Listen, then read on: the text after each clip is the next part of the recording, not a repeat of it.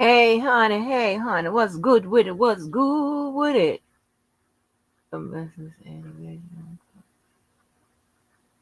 Oh Lord. Now I'm gonna read mine. By the time I think I get to mine, then I think Atmos will be done. I like to be courteous around here. But Atmos do a good job. I love Atmos when he reads. He do a good job. Hold on, let's find our song.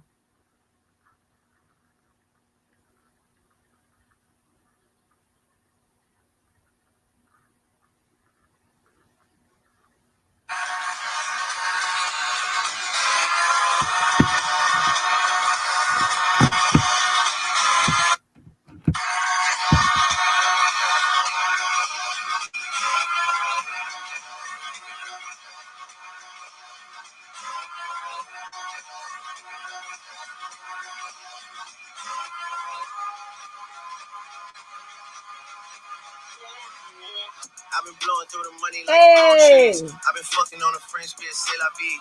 I just put them on a jet, now they all Italian. Way I'm dressed until I've been to $1,000. This bitch lie about getting shots, but she's still a stallion. She don't even get the joke, but she's still smiling. Every night, late night, like I'm Jimmy Fallon. Crows shoot from anywhere, like you Ray Allen. Cody, turn me up. Cody, turn me up. Cody, turn me up. Got a fur on a Tampa, got me burning up. Shorty said she graduated, she ain't learning enough. Play the album track 1, okay, I heard enough. Girl, to drive it downstairs, better hurry up. Savage got a new stick, you wanna touch down in NY, tear the Mercer up. Hey, Mo take a shades with the great sense. Introduce me to a nigga, yeah, it makes sense. Gotta put her on the team, got a great bench. Linking with the ops, I did that shit for Jay Prince. I did it for the Maltese. Feel like 17, 2 perks for all guys. And I never been the one to go apologize. Me, I'd rather hit him up one more time. Hey, known a girl for 6 months, dinner up at my place. But I got these diamonds on my neck, so it's a blind date. All my niggas on the roads, raising up the crime rate. Your name not ringing out here, it's on vibrate. And she took a skull, now shorty gotta hydrate. And he did some dirt, now my Cody gotta migrate. Probably won't see him for some years. When I do though, turn me up. Cody, turn me up. Cody, turn me up. Hey, Cody, turn me. Hey, yeah, what? Cody, turn me. What? 21. In the drop top Benz like it's 03. 21. Had the shooters aim down from the nosebleeds. Gotta get this passport, keep my nose clean. Bitch try to burn me up. Keep a man tuck. Yeah. I never slip. SF90 rims red like a poker chip. Rich as hell, still hood in the stroker's belt. Pink slip in the glove for the ownership. Limping with the 30 on like a broke hip. Red flag giving blood on some donor shit. All the odds get a bullet on some Oprah shit. Went from Angel Town to States to a bigger state. Probably would have had a zombie on me if I would have stayed. Still a caught a case if I would have stayed. I've been thugging all my life, that's just how I played. Still posted in the A when niggas feel me. Still gotta see the gunners win Premier League. Still gotta keep a gun, it's always near me. And I'm down to hit them up one more time. Hit my line, you know the hair was great. Oh yeah, alright, don't do romancing. One more time, you gotta run the face. Oh yeah, alright, one more time.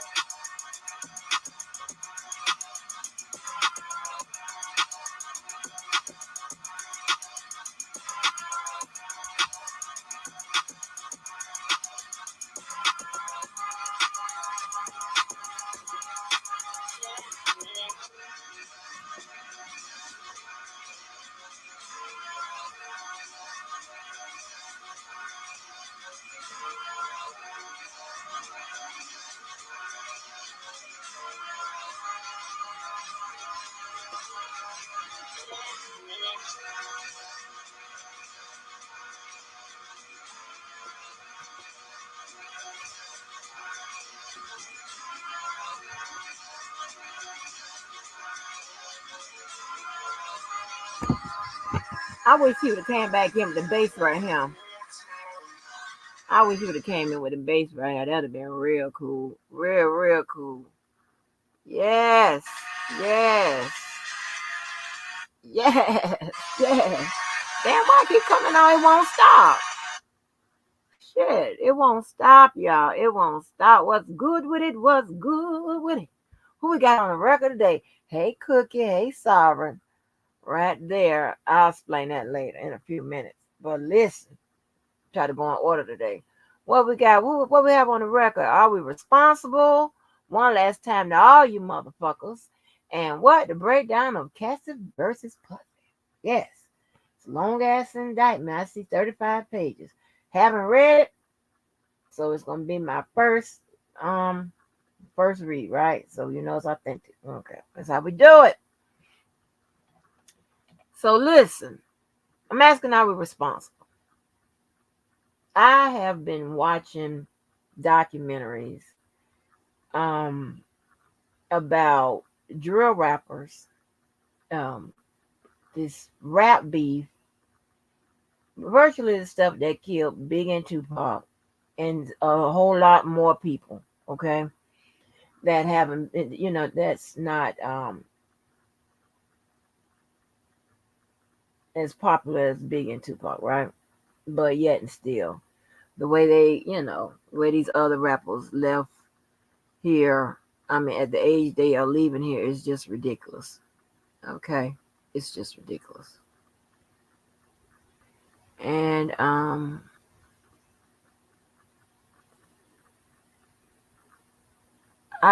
I want to know, are we responsible? Because I've looked at the situation. I don't know who's out there, what crowd is out there holding on to the windows or whatever. And I don't know the age of all the people that come in here.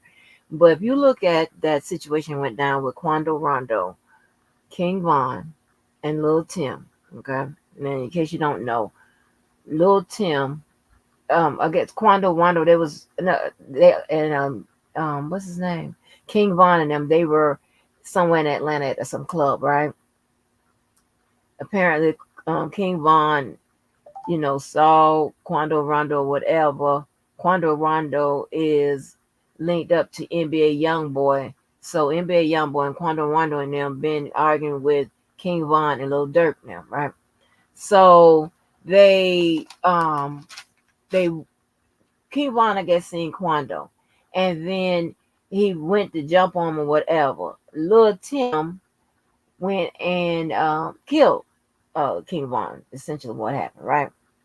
So since then, or before then, it's been on, okay?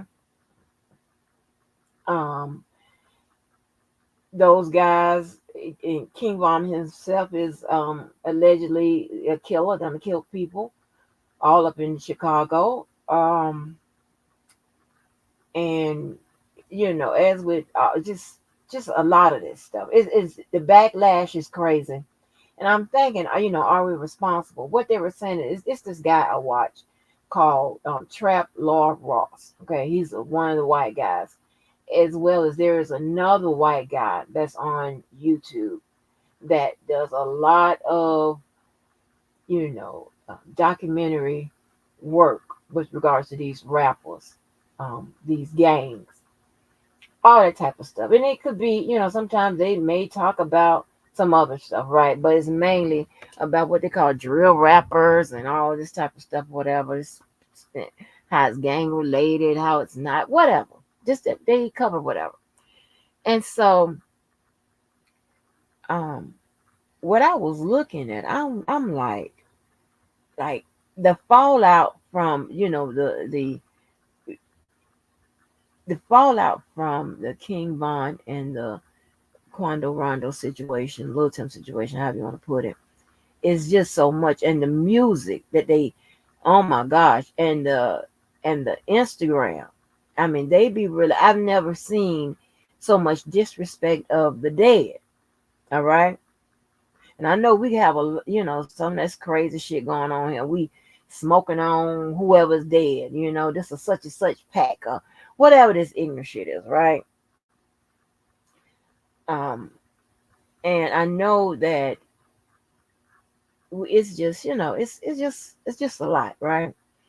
And I'm wondering, like, are we responsible? Like, what can we do as the older generation to pass down to the younger generation to like say that, hey, we won't support this type of stuff? Because listen to this.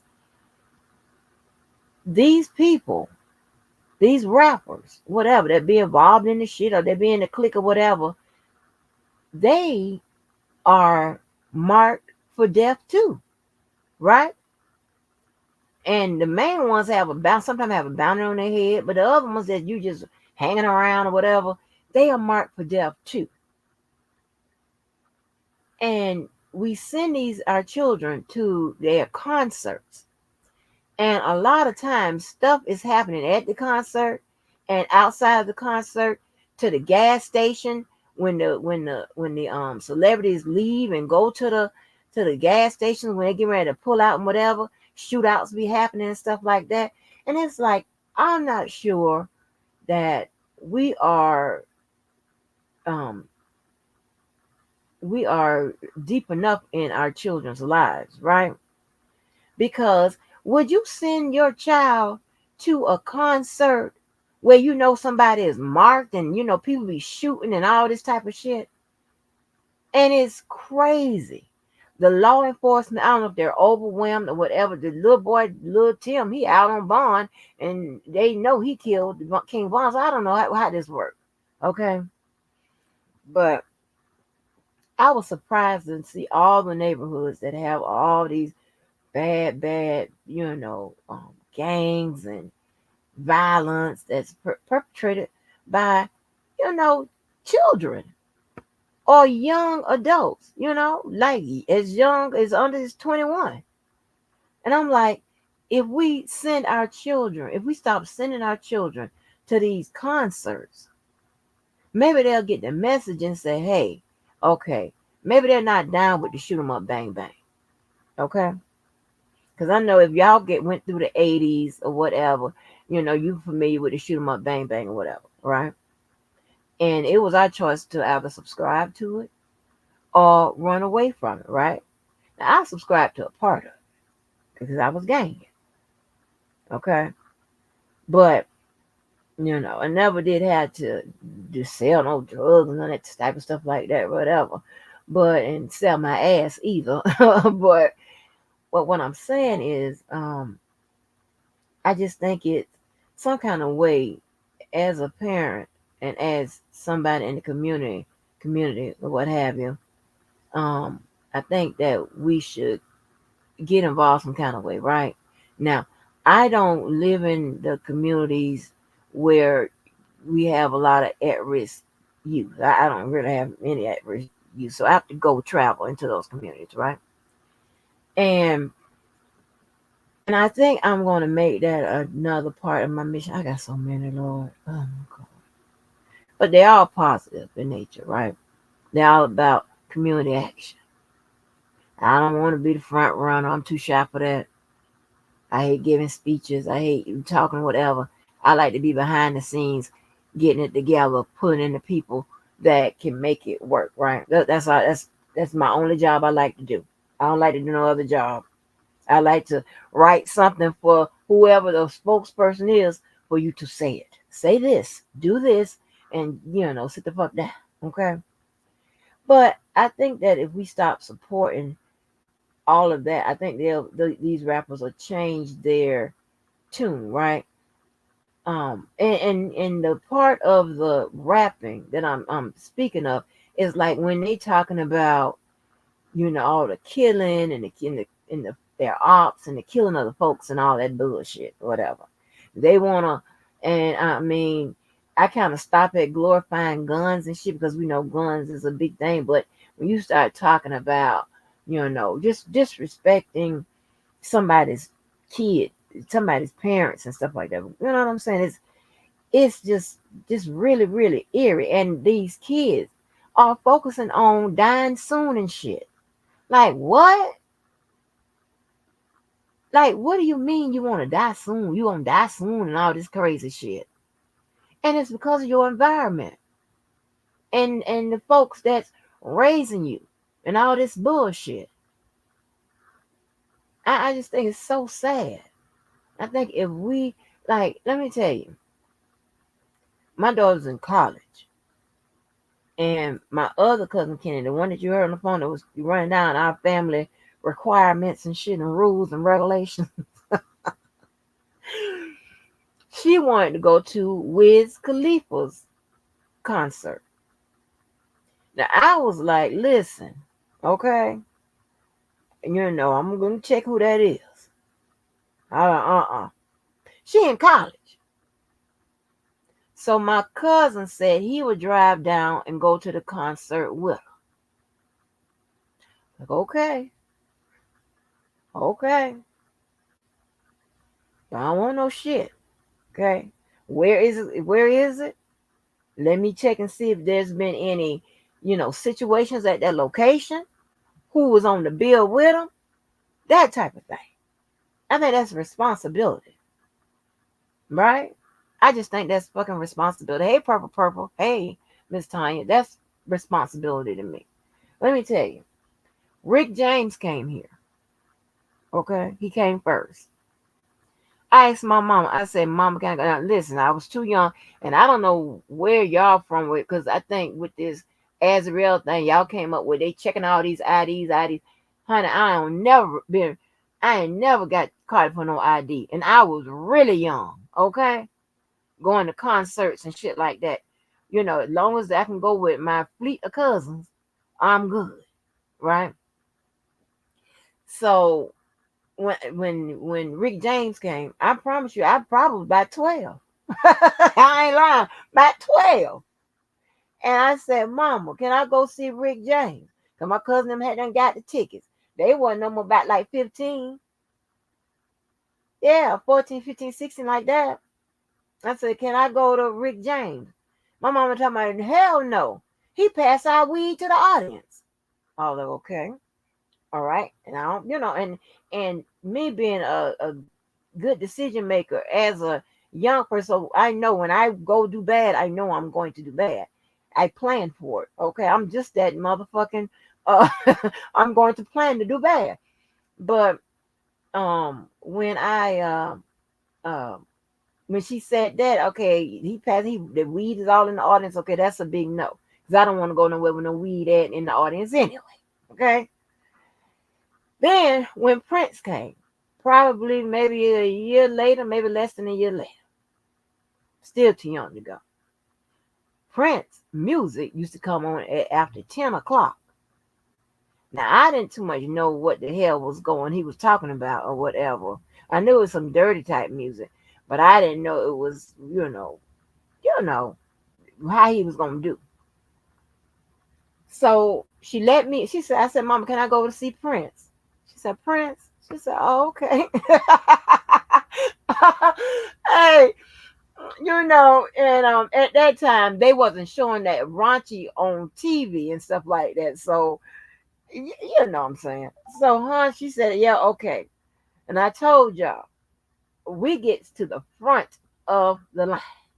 The front. You have to step over me to get on the stage. We at the front. Honey, Prince came out on that purple bed with them drawers on. My little 12 or 13-year-old eyes was big as a goddamn. I like, oh shit, I can't tell my mom about this. Because me and my mom was close. We talk about everything. Not as close as as she my friend, whatever. Of course she's my friend, but of course she is in the parenting role, always. So honey, um, so when I got home, she said, "How was the concert?" I was like, "It was fine." Honey, I had no. I was like, that man was doing shit on that stage. I was like, I know I'm too young to see this shit. I know I'm too young. Okay, so or you got to be careful with all that shit. But I'm just saying, I think that we got to be more responsible. We some kind of way we can't just keep letting these people kill themselves and all of that. We got to some kind of take a stand and say, hey, I don't think it's a good idea for you to go to that concert. I really don't. I don't want you to go to that concert. If enough people stop going to damn concerts, then they'll get the message. I believe because one way to affect somebody is to hit their motherfucking pockets. It's just I'm trying to tell you, your your children should think that they're gonna live to be over 100 years old. Like what is in your head to make you think that you're gonna die young? What in the fuck are you doing? You understand what I'm saying? Absent any illnesses and stuff, right? I just think that we have a responsibility. They are trying to say that Say Cheese, which is another, there he's on YouTube, he's on other places. He does a lot of interviews and he does a lot of the with the rappers and stuff like that, the drill rappers and stuff like that. And the dude Trap Law Ross are responsible for people getting killed or whatever. And I don't see it's their responsibility because they give them because Say Cheese give you a platform to speak on, and Trap Law Ross speak on all the different things that's going on, right? About the drill rappers and all that type of stuff. I don't think it's their responsibility. I think Charlton White was wrong when he said he's not gonna go back to Say Cheese anymore because he's giving these rappers and all these people, the platform to say this and say that, and then whatever. No, it's deeper than that. It started before they even got to Say Cheese or Trap Law Ross even reported on it. Okay, it's deeper than that. It starts right in your house or right outside your motherfucking door. Okay, so I just think we need to be more responsible. Oh my gosh, some of these things I had seen before, but when you go back and look at it and string them all together, I'm like, God damn. Some families have lost two children, three, like that's crazy. You got some rappers like I don't lost 25, 30 people, friends and shit. Like, how, what? To gun violence and shit? Man, please. Mm-mm. Mm-mm. I'm telling you. Like, I lived 14 years in the hood. But our standards of living in the hood wasn't different from living over there in the burbs where we had came from. They kept the same motherfucking goddamn shit. You taking your ass to that motherfucking school. You gonna get what you want, get what you motherfucking need. You ain't gonna never go to bed hungry. And, so on and so forth. Still gonna parent your ass. Still, all of that. You ain't gonna be out here doing all kinds of bullshit, you know, until I decide I want to do all kinds of bullshit. But yeah, I think that hey Karen J, I think that we have a responsibility, because to me this is crazy. This is crazy, and it still goes on. Mm-mm. They self snitching, taking credit for the murders and stuff like that. It's like, so you are actually putting your face out there to be what? Taken off this planet. You're not revered like Tupac and Biggie. So you're not gonna be immortal and all of that. They're not gonna do that. You're gonna get what everybody else get. Your ass painted on some on the side of the corner store. And somebody gonna come up there and put some flowers and hold the visual, and after a while you're gonna be forgotten. So I don't know what the hell is going on, but I think that the for someone to say that, yeah, I'm gonna die soon, like, what are you doing? Something you doing that you can change. Like a couple of those rappers moved to Houston. Like one Ace Youngin from here, he moved to Houston. I think NBA YoungBoy, he moved to Houston to get out of the environment. Because I'm telling you, your environment, mm-hmm, listen, it ain't too, listen, you can walk by it every day, every day, every day, every day. But if something attracts you to something, you're probably going to go check it out. Like, I got anger issues, right? So it was nothing for me to join a gang. Nothing. Oh, I get to what? Relieve some of this anger. Well, what do you know? You know what I'm saying? So, I just think we have some kind of, I'm gonna have to whew, figure out how to do this. Want to figure out how to do this and not get killed. You know what I'm saying? These motherfuckers don't want you. fucking with their money, but somebody gonna figure it out. Cause there's a lot of councilmen and preachers and stuff like that walk these streets or whatever that don't mind being the front line, whatever. Okay, I think I could put together other resources to help out because I got a small mentoring program and some other little community action things, but it's not as I haven't spent enough time developing them and reaching out and all that type of stuff as I could be, as I should have. So, um, but and I don't like to waste time. However, I'm a procrastinator, so figure that out. But yeah, so I we, you know, think we're responsible. I believe that. Okay. Lord, Lord, Lord. Moving on. Moving on. One last time. One last time. So,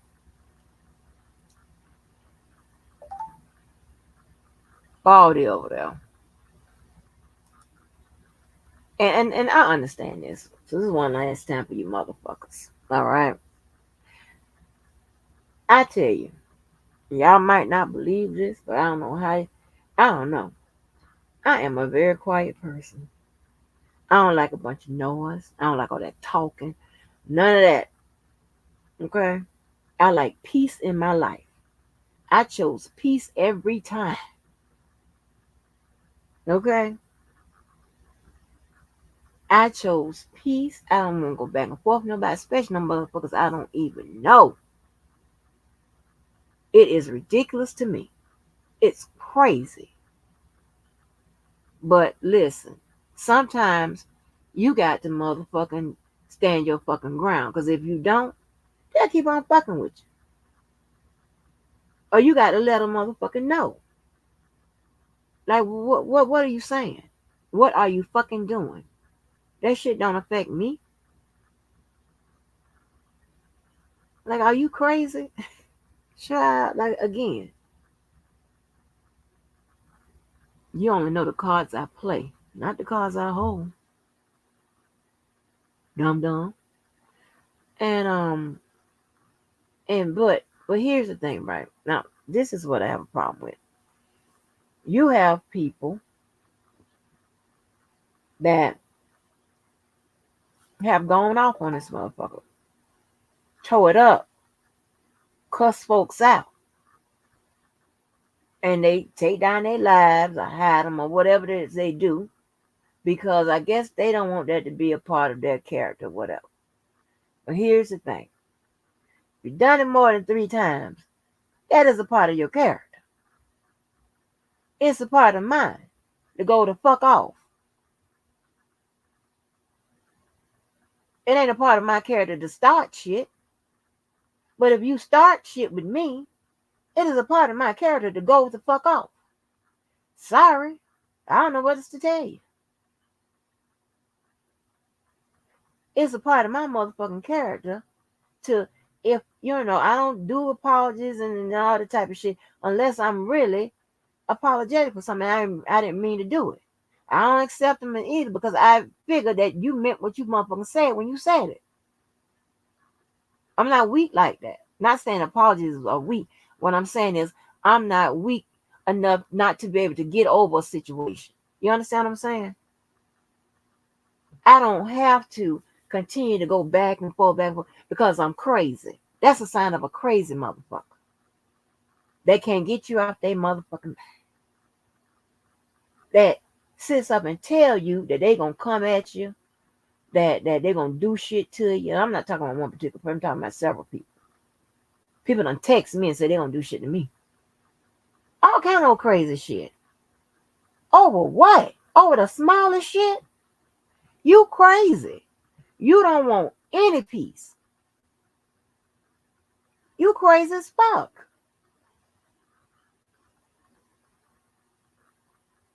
I don't get it. You got all kinds of shit. And let me tell you, I'm telling you this. If I can profile a motherfucker down to the next move they gonna make, and be right, chances are I'm right about everybody on the profile. And I put it down, whatever it is, and it be the truth.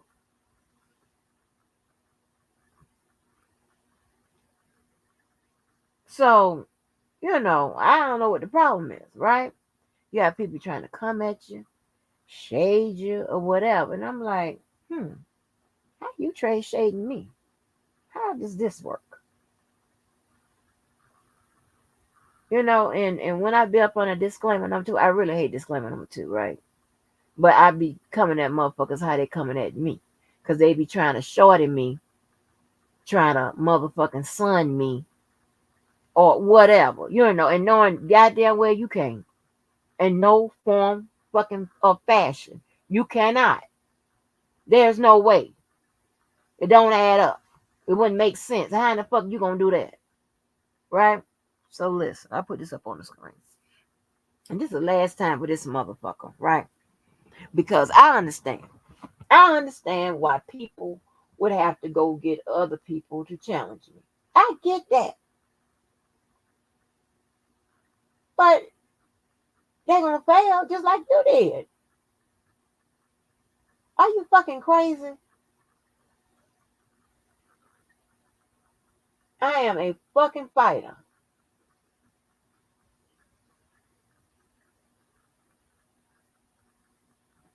I don't walk away with shit.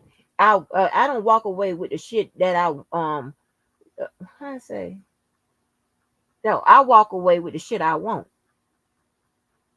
and need. I don't walk away empty fucking handed. Meaning I'm gonna walk away with the W. You crazy? That's just how I'm programmed. So I don't understand. I don't give a fuck who you go get. Go get them all. Line them up. Because the fact that you got to go get some of them tells me that you see me as a threat. You better go get some motherfucking body because I'm going to be like Jordan. Mad because you sent one person to cover me. I have to talk a little shit.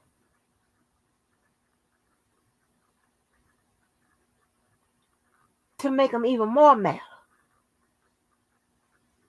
On the other hand, I see I'm an inspiration.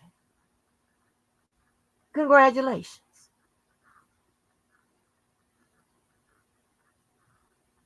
But when somebody overheard my friend, I told my friend, I said, child, they messing with me. And she said, do they know who you are? Remember that conversation? Why would she say that? Not saying I'm all this, that, and whatever, but I know goddamn well. None of you motherfuckers can't challenge me. On what? On the shit I can't do? Okay. But now on the shit I can do, that's dumb. And to even go through all that, like, do your big one. Get the fuck on. So anyway, you got this crazy bitch over there. You know how she like to say, when I do my breakdowns, whatever, I'm saying and on, this, that, and the third, right? So she gonna post some other motherfucking man up there, right? And shout outs to him reading the same indictment with R. Kelly. I post, I'll go, them just a lying motherfucker. I no wonder you ain't do well in school, or you hit and miss that motherfucker. Cause I put the times down. When you go to this video, them 4 times right there, you let them play. That man and on. The fuck is you talking about? Let me tell you something. There ain't an attorney that can just click on somebody else's work, somebody else's prepared work, not have the records, not have the files, not have nothing else but somebody else's work, and not sit there and have to think where they're going, what they're talking about, what they're trying to convey, what's their angle, where they're none of that. And you got to think. And ah is you thinking. But if you don't have a brain, and ah, you ain't gonna come out your mouth. Probably something ignorant gonna come out your mouth. And I don't read no motherfucking documents with bias or biasism. Dumb broad.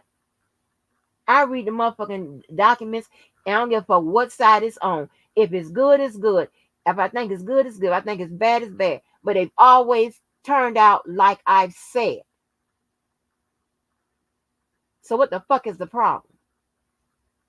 Somebody, just always just like, I don't know, just crazy. Just a whole bunch of crazy motherfucking writing and shit. Just a liar. That man and all them 4 times and I stopped there. Let me tell you something. A person that has a strange relationship with school shouldn't be motherfucking trying to talk to about nobody that teach that motherfucker. Understand that? I teach civil procedure, torts, contracts, and legal and written research. More of the legal written research. Okay?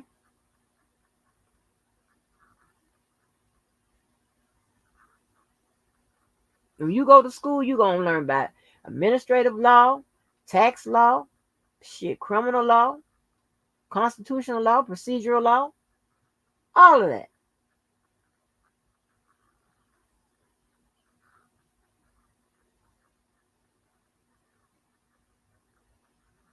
But I love legal writing and research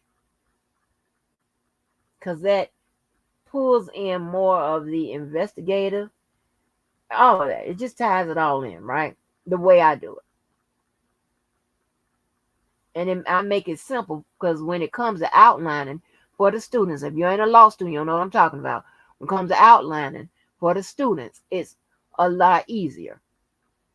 And outlining is essential for passing your ass on.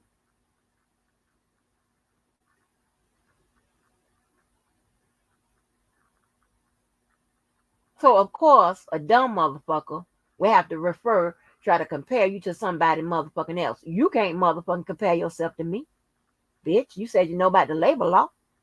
Well, let's hear something about it. Dumb. Fucking dumbass motherfuckers. Like, I can't. I cannot. And I don't give a damn if it sounds like I'm better than people, whatever. I don't think I'm better than people. I think as a person, just as being a good person, I'm better because I see and hear you motherfuckers. I see all this shit y'all be trying to do. People trying to fuck with you, get up on your skin, all that type of shit. For what? Just pay attention to you. You know why you do that? Because I'm on your motherfucking mind. I'm in your system. Listen, y'all. This week, I lost 12 pounds. Now, y'all saw me up here eating mashed potatoes. I ate all in y'all face. You know, I don't do that. I ate M&M's, crab cakes, fucking barbecue potato chips. I done drunk, I done drunk cases of ginger ale. They still have calories in it. Sprite. I lost 12 pounds. And I got time to be fucked up with you motherfuckers. I'm sitting up hey, I have things to goddamn worry about. What the fuck? 12 goddamn pounds this week. For me to go back to work and the people are like, oh my God. Shit. And my hips, Lord, and see, here's the trick, right? This was the trick. That's why I always stayed away from the goddamn treadmill. First of all, the treadmill was killing people. That's how Workout Man died. Yeah, Workout Man died. As fit as he was, Lord knows he was fit. He died on the treadmill, on the side of the treadmill. You know, y'all done heard deaths about people dying on the damn treadmill. The fuck? But let me tell you what the treadmill did to me. The treadmill gave me one of them Tisha Campbell shapes. You know, from Martin. Took all my hips away. I was like, I can't roll with this. No, no, no. Mm-mm. So the secret was, although my tail has looked big, it really isn't that big. It was the hips that made it like they have the little perfect shape, right? It was the hips part of it, right? So when my hips are losing, is leaving, then my butt is not is prominent. Telling you God heaven's true. I gotta lie about this. So ain't no more tights. You know that picture I had posting up with the black tie. Ain't no more of those. Fuck that. I can't play with that right now. I gotta figure something out. Some bullshit. The fuck? How the hell? I ain't did not one exercise. I done been off from a physical job since Monday. That's why I've been on here climbing and acting like a damn fool with y'all. And child Debo so goddamn funny. They took that damn video down. But I think if he didn't take it down, then that Aaliyah song took it down. I tried to tell him don't play Aaliyah. But Debo so damn funny to me. But yeah, so hey Marietta, you missed your song. I think I said hey to Karen and everybody. But yeah, so like listen, you motherfuckers are disturbed. And the only people I'm talking about, I'm not talking about the people might have some issues or whatever. I'm talking about the people that's disturbed, that's fucking with people. That's the only people I'd be addressing. I would never, ever laugh at nobody with no mental health problems and stuff like that. But I'm talking about these people that crazy, but goddamn functional enough to know to come on here and fuck with people for no fucking reason.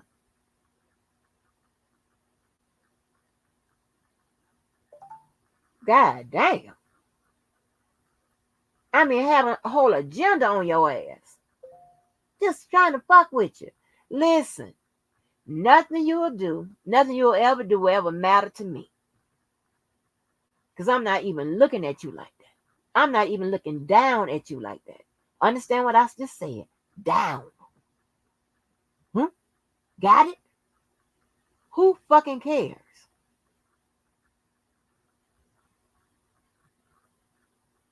I mean, every motherfucking time you turn around, some, people want to cover up their shit and put your shit. Like, come at you because you talk to this person. I'm not in none of that. I don't give a fuck about none of that. Them your problems. Don't make it mine.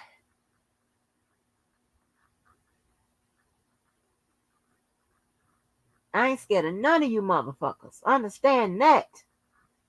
And what you do or whatever don't affect me. It will never affect me. The only things that affect me, and I done told y'all and showed you when I rise to the goddamn occasion, you fuck with my friends and family, to include my child, or you try to go after my motherfucking livelihood. That's it. I don't give a damn about the rest. That don't matter to me. I'm the queen of I know you, but I don't know you. And I move the fuck on. I like peace in my life. I like good people in my life. I'm trying to tell you, when I get rid of the devil, all kind of good shit happens to me. I'll be like, it's that evil presence. I had one sleep motherfucking goddamn incident. I've had just one in a minute. I can't believe it. Boy, I feel like putting on some motherfucking Michael Jackson shoes and sliding all over this motherfucking floor. I'm happy as fuck. I'm gonna tell you what other good news I got. I'm gonna tell you what my dumb ass did. So, I have two police phones, right? Two police phones. One was my private phone that had police motherfucking features. and one it was the police phone. So my friends and my family, they have both of those numbers, right? They have both of those numbers. My private phone, I've had that phone. You know how you get the phone with your family, which was my child, and it's, the numbers are pretty close. I've had that phone for about 17 years, right? And I had the police phone for about 9 years, as long as my room, me and my roommate was whatever. So I've had that about 9 years. Okay, tell you what I did. I kept seeing an error on my private phone with the police features. Okay, that is connected to all my friends and family and my real social media accounts. And the police phone is connected to, most of them or whatever, and but none of my social media accounts, right? But the main one is the one that's with everybody and everything, right? So listen, I I saw an error on the phone, and I'm like, oh, I'll get to it, because the people, my cousin say she'll go somewhere off private, and you be like, shit, you have to find her. So anybody that really needs to kind of get in touch with me, they know how to get in touch with me, or I give them this phone that I be using for y'all, right? So I kept seeing an error on that phone, and I was like, I get to it, Kept seeing the error, and this has been going on since July. I get to it, I get to it. So when I went to get to it, guess what? Them motherfuckers had done deactivated the phone and gave my phone number to somebody else. I swear for God. Oh my God, I almost had a nervous breakdown. My daughter was more madder than that. Like, oh my God, what? Da, da, da. I was like, yes, honey, this is what happened. This is what happened. So, so what's up, God blessings? Yeah, yeah, it is. So I said, oh my gosh, she was upset. Cause that's like the goddamn phone, right? Oh my, like work contacts, all kind of shit. Business, every goddamn thing was in that goddamn phone, is in that phone. Like if people need to get in contact with me or whatever, or. And of course, like what's saved as far as the the contacts and stuff like that, that's saved, whatever, in the phone. But people reach me, like when I call that phone, they know it's me. I call using from this phone, they know it's me. Child, listen. So I started working on it at the beginning of October. Found out that some little child had my damn phone. Yeah, some little child. They done gave this little child my phone number. I kept calling the child because I was willing to pay that child, who sounded like a child, pay that child the amount of money to get my phone number back. Okay, I couldn't get it switched because they hadn't set up the passcode and all that. I didn't know the passcode and none of that. I'm just going off. I got hung up so many times between October and November. I'm trying to tell you, right? So I started back working on it this week. I said, let me start back working on this phone. I tried to get the people, whatever. So I got one of them Indians. I talked a real good game. And I got one of them Indians that answered the phone. She connected my phone number back to my phone, the IMEI number. I should know that motherfucker by heart by now. Connected it, but it still didn't work. Okay. Shit. So it kept on. So she escalated. The other person from that department couldn't do it. I said, I know it. Let me try this. Cause I before when it had when I knew it had happened, I got so mad at the carrier. I said I'm finna switch. So I had called another carrier, and to try to get them to port my number, and they couldn't port it because it needed a pin and all of that. And on my side, my phone wasn't active. The little motherfucking kid got the phone. Okay, I ain't trying to call the kid a motherfucker, but you know what I'm saying. The kid got the goddamn phone. Okay, or it sound like a kid. Um, so so I said, let me try to port it again. All right, because so I wait a minute, I paid for another activation through this motherfucking people, and they activated, but it didn't activate the phone or whatever. So I got it at least for them to pair it up. I'm getting first. I got a little bit around me having a password and me authenticating it because the motherfucker that got the phone, they got the password and all the authentication shit, right? Here we go. So I said, let me try this. So I said, let me try to port this phone. So I called this morning. Said, okay, I gave the people the information, whatever, gave them the codes, whatever. And they said, okay, set it up. The port department called. They said, we having a problem porting the calls. Oh, God. I don't know, get my number back.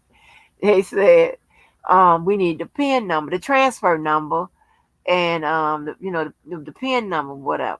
I was like, he said, I'm going to call your carrier and see if I can get them to give it to me. Get the carrier on the phone. And she gets on now. And it's another one of the motherfuckers from India somewhere. And she's like, she's trying to update it, but so far, as long as they ain't asking me for the authentication stuff, I'm good. She asked me for the authentication stuff. I'm like, damn. I'm like, ma'am, y'all gave my phone number away. Okay. I ain't tell it was my negligence that you gave my fucking phone number away because I wasn't paying attention. Okay. So y'all gave my phone number away. So I don't have all of that. I said, I'm telling you, it's ringing to another phone that's not mine. So she kept trying to send me text messages, whatever, to authenticate. I said, ma'am, it's going to somebody else's phone. I was like, can't you just? She said, okay. She said, I see the problem. She said, in one, we got two systems, and one system is linked to your phone, and the other system is linked to a flip phone. I said, ma'am, I ain't got no flip phone. So I said, can't you just link it, pair it up with the other, your system or whatever? Because you see it's still linked to my phone. She was like, she did something. And then she said, for me to do something and cut it off and cut it back on. Honey, I cut that shit back on and had them bars, baby, across the top. What? Honey, I went to, and I can't twerk or whatever, but somehow I make my ass go in a circle. That's why I call it Rolex. What? I'm so goddamn happy. Y'all just don't know. Because whoever I call from that motherfucking number, they're like, oh, you from child of dead has risen or whatever. That's hooked to everybody. I love my people. I love my family. Blood of motherfucking cuz. I love my family, right? All of them. And I need to know what's going on. And if I can help them, whatever. Child, I ain't gonna never. Listen to the more of this story. You see any kind of codes or shit on your phone or whatever, if the software need to be updated, whatever, update that shit. Because I'm telling you, I didn't update my software.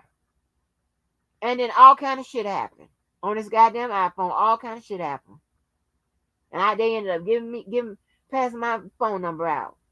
Girl, nah, baby. I wish I can call and let y'all hear it rain, child. Hold on, let me see.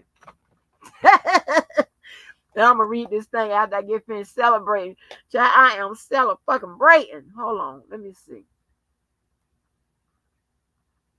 God is good. See, I thank him for all the goddamn uh the little quest, child. Let me tell you something. I'm a thankful ass person.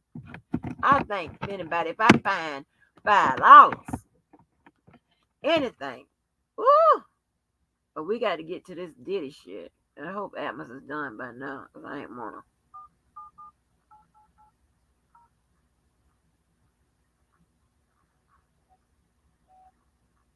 Why ain't? Wait a minute. Why didn't y'all didn't hear it ring?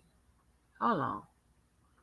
I want y'all to hear that bitch ring. That's the sign of success. See, I think everything is yes. Yes, yes, yes. Got your ass.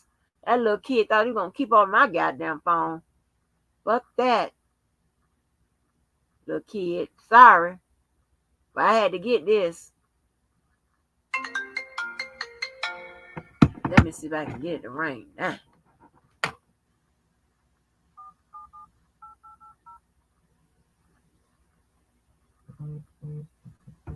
It still ain't ringing out. But I'll set that later. But yes, honey. I'm so goddamn happy. I don't know what to fucking do. I was stressed out. I was stressed out. I wanted to kill everybody. You know how long I had that phone? All that them, if somebody need me for a job, a contracts, and that's the number they gonna call. Yeah, that's just some crazy shit. Hey, open. But yes, so listen. The moral of the story is, um, you are who you are, right? Unique as you want to be. If people don't like it, fuck them. You don't need them. You ain't need them to get here. You ain't gonna need them when you leave. All right? I don't give a damn about no YouTube channel. So no YouTube action is never gonna affect me. Never. As long as my people are good, business is right, shit is going good in my life. That's all that matters. That's all that matters. And with that, I'm tired of going back. I'm back on silent. I'm gonna let them do what they do. Talk about the one that gives you something to talk about.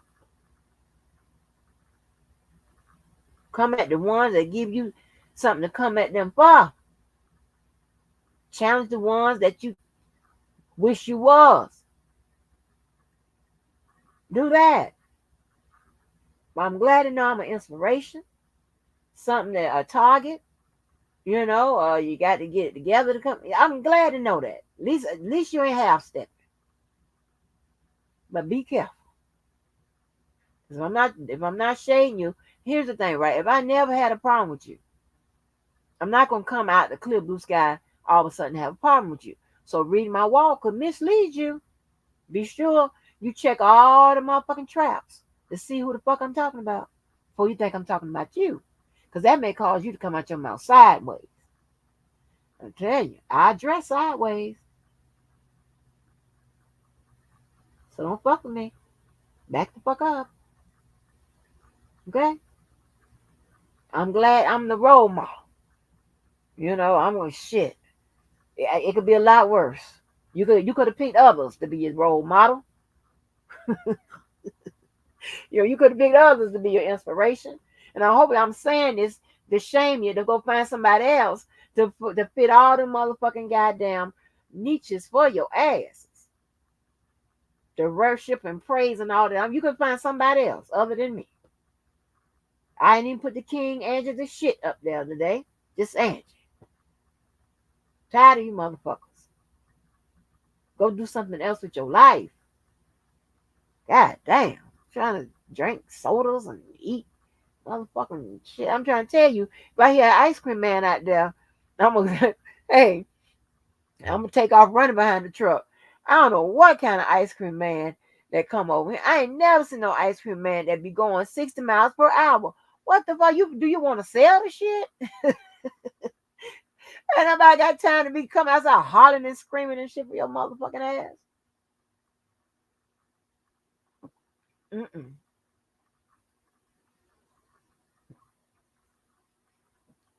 Honey, I get them mad, baby. They be upset. They be up all night coming up ways to try to get me to give up my skin. I'm like, okay, all right, that's not gonna work. It's not gonna work. You gonna have to go get some other motherfucking shit to help. That ain't gonna work out. None of it's gonna work. Like, I don't get it. This child done went and got a whole motherfucking another attorney, and this man saying, there is almost virtually no way. What is this?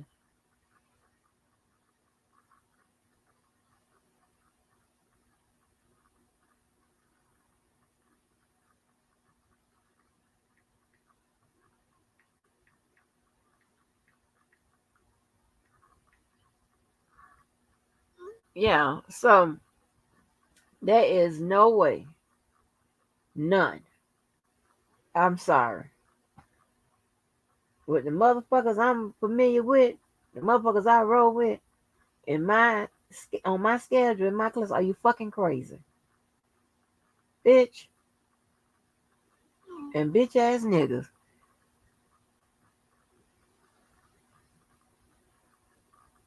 back up. I need somebody else to fuck with. I don't have time for it. Beef with somebody else, whatever. Get you another inspiration, role model, whatever. Get you another target, agenda, plan.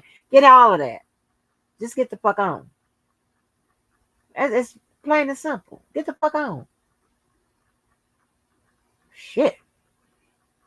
But anyway. But yeah, that idiot trying to say, oh, well, no, like I read shit with, but I read shit the way it is written. Listen, I mean, and if you dumb and if you slow, because you got to be slow not to understand this, the prosecution paperwork will never favor the defendant. The defense paperwork will never favor the prosecution. They may agree on some things, but they're trying to persuade the judge to go on one side or the other. So that's how I'm going to read it. That's how I'm going to break it down. Now, if you want to come up here and challenge me, any of you motherfuckers, at any point in time, don't challenge me everywhere else or whatever. Go get whomever. I drop the link and bring your ass. Line them up. Can't fuck with me. Some bullshit like this. I ain't even done this shit in a long motherfucking time in the court of law and none of that bullshit. Because you know me, I take the easy way out. I'm sitting in somebody's motherfucking office prosecuting shit. The fuck? Online mother. I wish I was still there with you online motherfuckers. See if I can get some of you motherfuckers off this bitch. Close y'all shit up. Y'all simple-minded motherfuckers. And that's what I'm saying. I would never even talk to no. You know what? I was thinking. I ain't never hang with no hoes. You know how I met hoes? Through Yvette, which is a hoe. Okay. Quiet as it's kept. I don't care how nice and sweet she's still a hoe. The girl that I said that went with all them guys that I used to go with, met her through Yvette. The other girl, I don't think that she's as much as a hoe, but when they got mad at her, they was calling her a hoe or whatever. I ain't see no wholeness in her. You know, but I met her through Yvette. I met the other girl that was a side chick to two guys at one time. Met her through Yvette. But Yvette had a problem with hanging with my gang member friends. We was fighting. We wasn't hoeing. We was just fighting and shooting and shit. We wasn't hoeing. That was a big issue. Like if I was having something or we trying to go out together, whatever. Well, I ain't going if they going. Like if we try to go in one car, whatever. I ain't going if they going. Okay. And she actually brought that up to me some 20 years after. Because you started acting funny. And I say you told me you wasn't going because my gang member friends was going. And I told you, okay. Ain't that I ain't want to pick you up? You ain't gonna dictate who the fuck I hang out with, and you got me hanging out with all these fucking whores. The fuck? Yeah, she kept me in the as a part of the motherfucking IHOP after the motherfucking club playing. What the fuck is this? I don't want to go with no motherfucking pancakes and eggs and shit. I want to go home. You know these motherfuckers. What's up, Atmos? Okay, so I stalled enough for you to get finished reading yours so I can start on mine. Yeah. Anyway. So let me put this up. So listen, this is uh first time I went through this. Whew, child. People are getting lawsuit crazy. Now, I just have a question. Did okay, so I know that Cassie and P. Diddy was together a long time ago.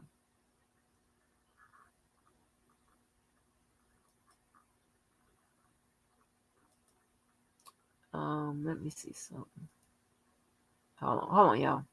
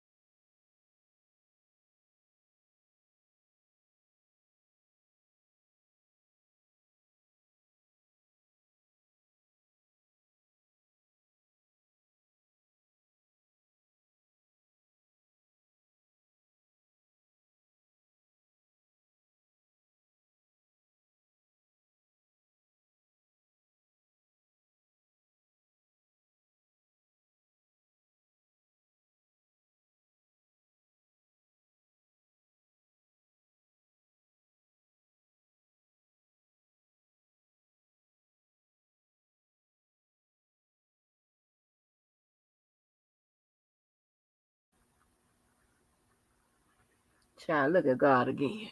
Look at God again. That what that text message was about. He said that they can be here, do what they gotta do. What prior to the time I gotta do what I gotta do. That's what I'm talking about. That's that Cadillac service. Okay.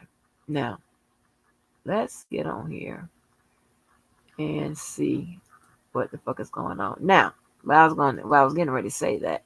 Now we know that Cassie and Diddy was together a long time ago. Am I right?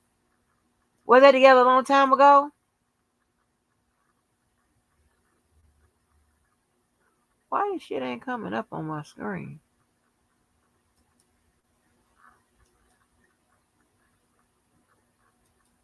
They got the courthouse thing up there. Courthouse. Cassie and Diddy was together a long time ago. Okay. Do we know if this shit is filed on time? All right. I mean, when were they together?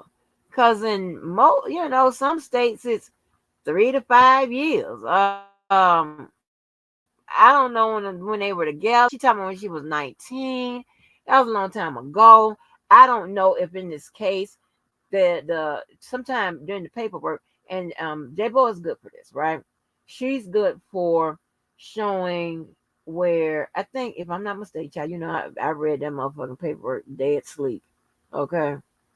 I think that she substantiated that it was the correct jurisdiction and venue, as well as was, timely filed. Okay. I don't know, because Cassie talking about when she was 19. Well, I don't know. How old is she now? That was a long time ago. When I heard Atlas was reading something about she was 19 or some shit like that. Is this timely filed? Hold on. Is this like where we are with this? Hold on. Where we are? Where are we? I'm sorry. Like, this ain't no federal. Also, this. Hold on. Oh, this is federal. Oh, oh, this federal. Okay.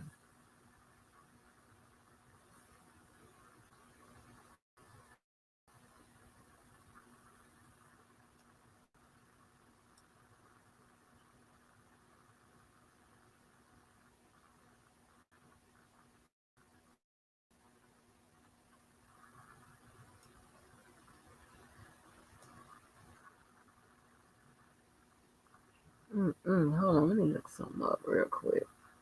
Real quick. I tell you, I'm gonna look up something. The fuck is this? Is the statute limitations there?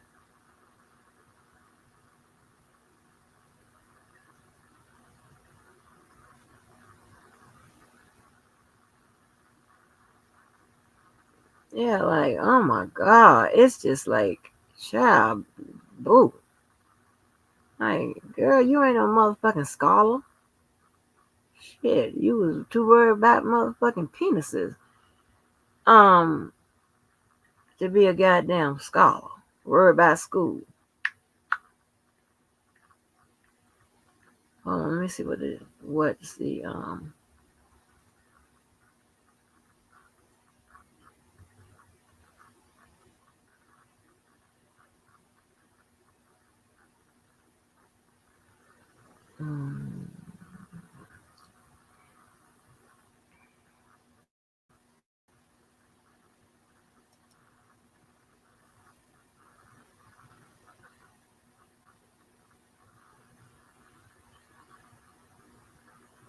Hold on, y'all.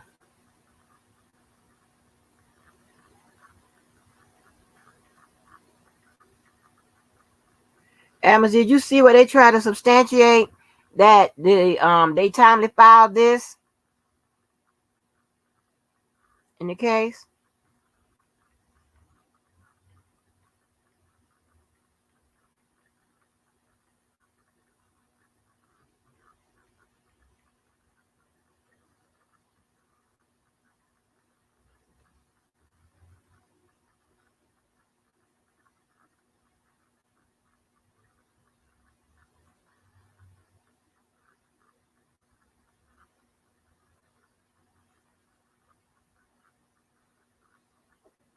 That's so.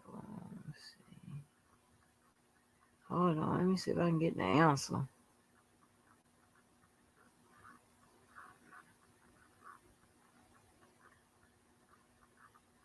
Hmm.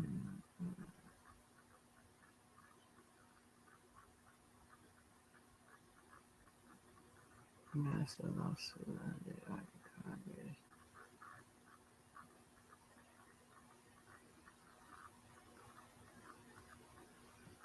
Shit, I'm getting all kind of answers. Hold on. I don't know. I don't know. But I'm going to assume.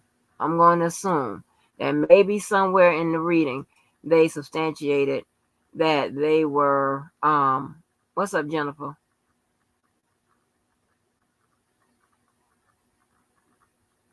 Federal. Okay. Yeah. Hey Mo. This was the last year. Go ahead on Star. See, my babies be coming through with the information. This was the last year she could file it.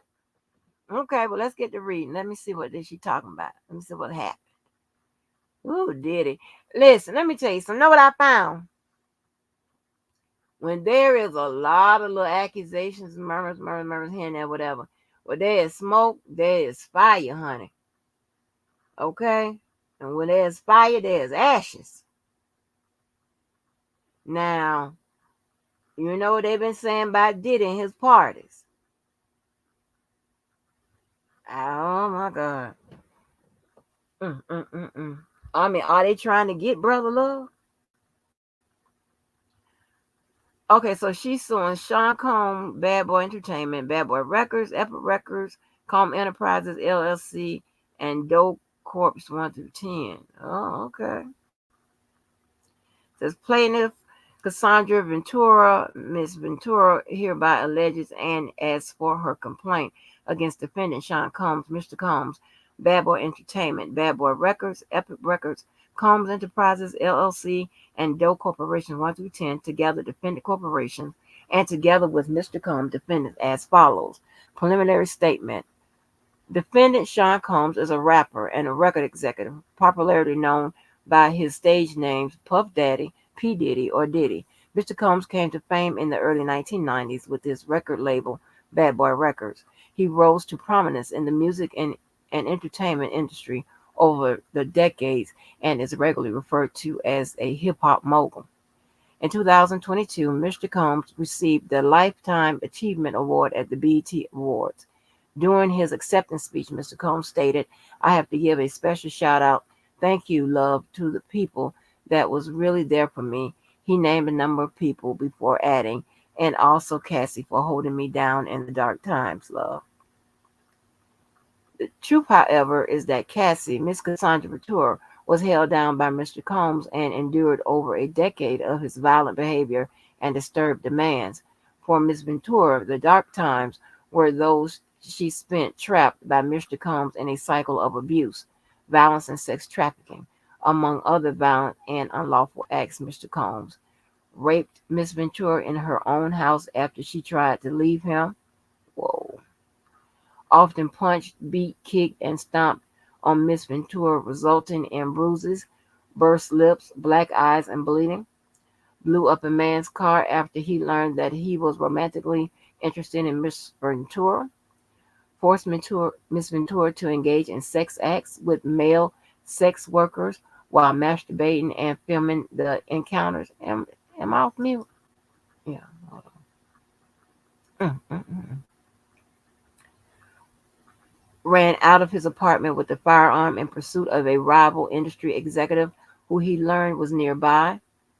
Demanded that Miss Ventura to carry his firearm in her purse her just to make her uncomfortable and demonstrate how dangerous he is, and introduced Miss Ventura to a lifestyle of excessive alcohol and substance abuse, and required her to produce illicit prescriptions to satisfy his own addictions.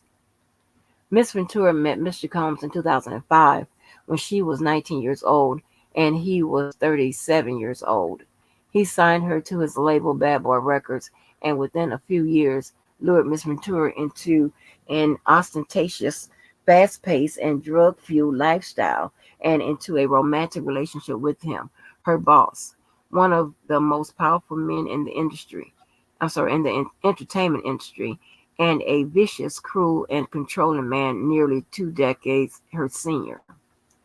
Miss Combs asserted complete control over Miss Ventura's personal and professional life, thereby ensuring her inability to escape his hold. He provided unprecedented avenues for success for the aspiring artist, but in return demanded obedience, loyalty, and silence. Okay, so let me stop here. So you get in front of this, you lay this out, because this is what happens, right? On the other side, the defense is probably going to say that Miss Ventura, she's above her age, 19, did all of these things at her own will. She wasn't controlled. She was able to leave. She was able to say no. And she did these things as a part of, being his girlfriend. She agreed to do these things. So They want to lay out in this lawsuit that she was controlled and she was pretty much, told what to do and all of that, whatever. On the other side, that's the most common defense when they tell their side of the story, they, post their defense. This is what most likely they're going to come back and say, um, as to the allegations, right? Okay, throughout their relationship, Mr. Combs was prone to uncontrollable rage and frequently beat Miss Ventura savagely. These beatings were witnessed by Mr. Combs' staff and employees of Bad Boys Entertainment and Mr. Combs' related businesses, but no one dared to speak up against their frightening and ferocious boss. Following these episodes of horrific abuse, Mr. Combs would immediately attempt to hide Miss Ventura and the evidence of his violent rage. He often showered her with gifts following incident of physical violence, a typical pattern of behavior by a serial abuser. In addition to the physical assaults, Mr. Combs frequently reminded Miss Ventura of her ability to cause serious harm, whether by requiring her to carry his gun in her purse or by blowing up the car of a musician that was romantically interested in Miss Ventura. Adding insult to injury, Mr. Combs used illegal substances and threats of violence to force Miss Ventura into repeated unwanted sexual encounters with male sex workers. Huh? Oh, God. Over the years that Mr. Combs abused Miss Ventura physically and sexually, she again and again tried to escape his tight hold over her life.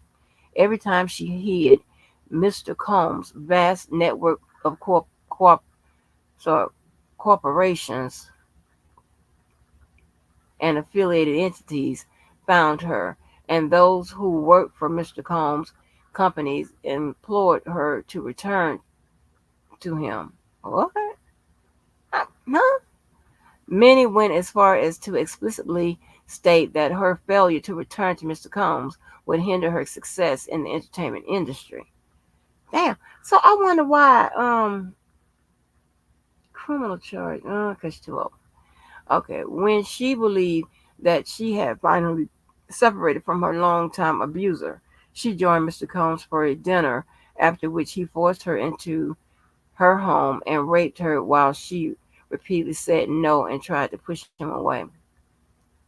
Miss Ventura now fully escaped Mr. Combs, but the harm that the assaults and the sexual abuse he caused her to experience for nearly a decade will forever haunt her. She has required intensive medical and psychological care to recover from the trauma she lived through. She cannot, however, continue to live in silence about what she endured. Mr. Combs remained immensely powerful and immensely dangerous. Miss Ventura therefore seeks justice for the decade of her life that Mr. Combs took away from her with threats of violence, excessive use of drugs, physical and psychological abuse, and sexual slavery. According to Miss Ventura, Miss Ventura brings this action seeking injunctive, declaratory, and monetary relief against defendant in violation of federal sex trafficking laws, 18 U.S.C. Section 1591. Um, Wait a minute. Hold on for a minute. Hold on. Wait a minute. What is she trying to do?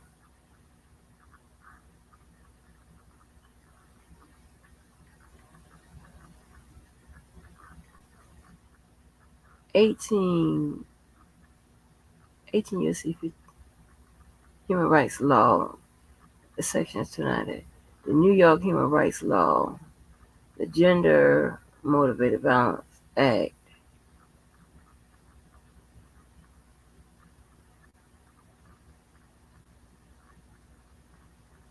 Hold on. Let me look at something. What page is that? 1 minute.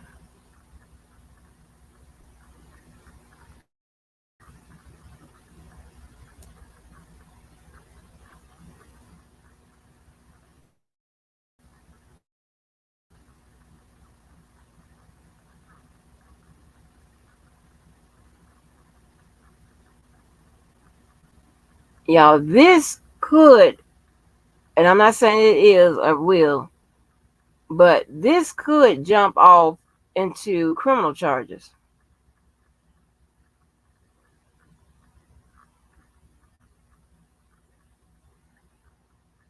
Oh shit! Wait a minute. Let's go. Oh boy. Whew. Okay. Remember I told you every case, but here it is right here. They try to establish. So a good brief is going to have where they establish jurisdiction and venue. Right. I said that earlier. So here it is. Jurisdiction and venue.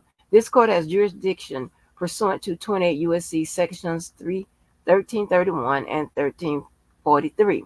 As this action asserts violations of 18 USC section 1591, um, and therefore raises federal questions regarding the deprivation of plaintiff's rights.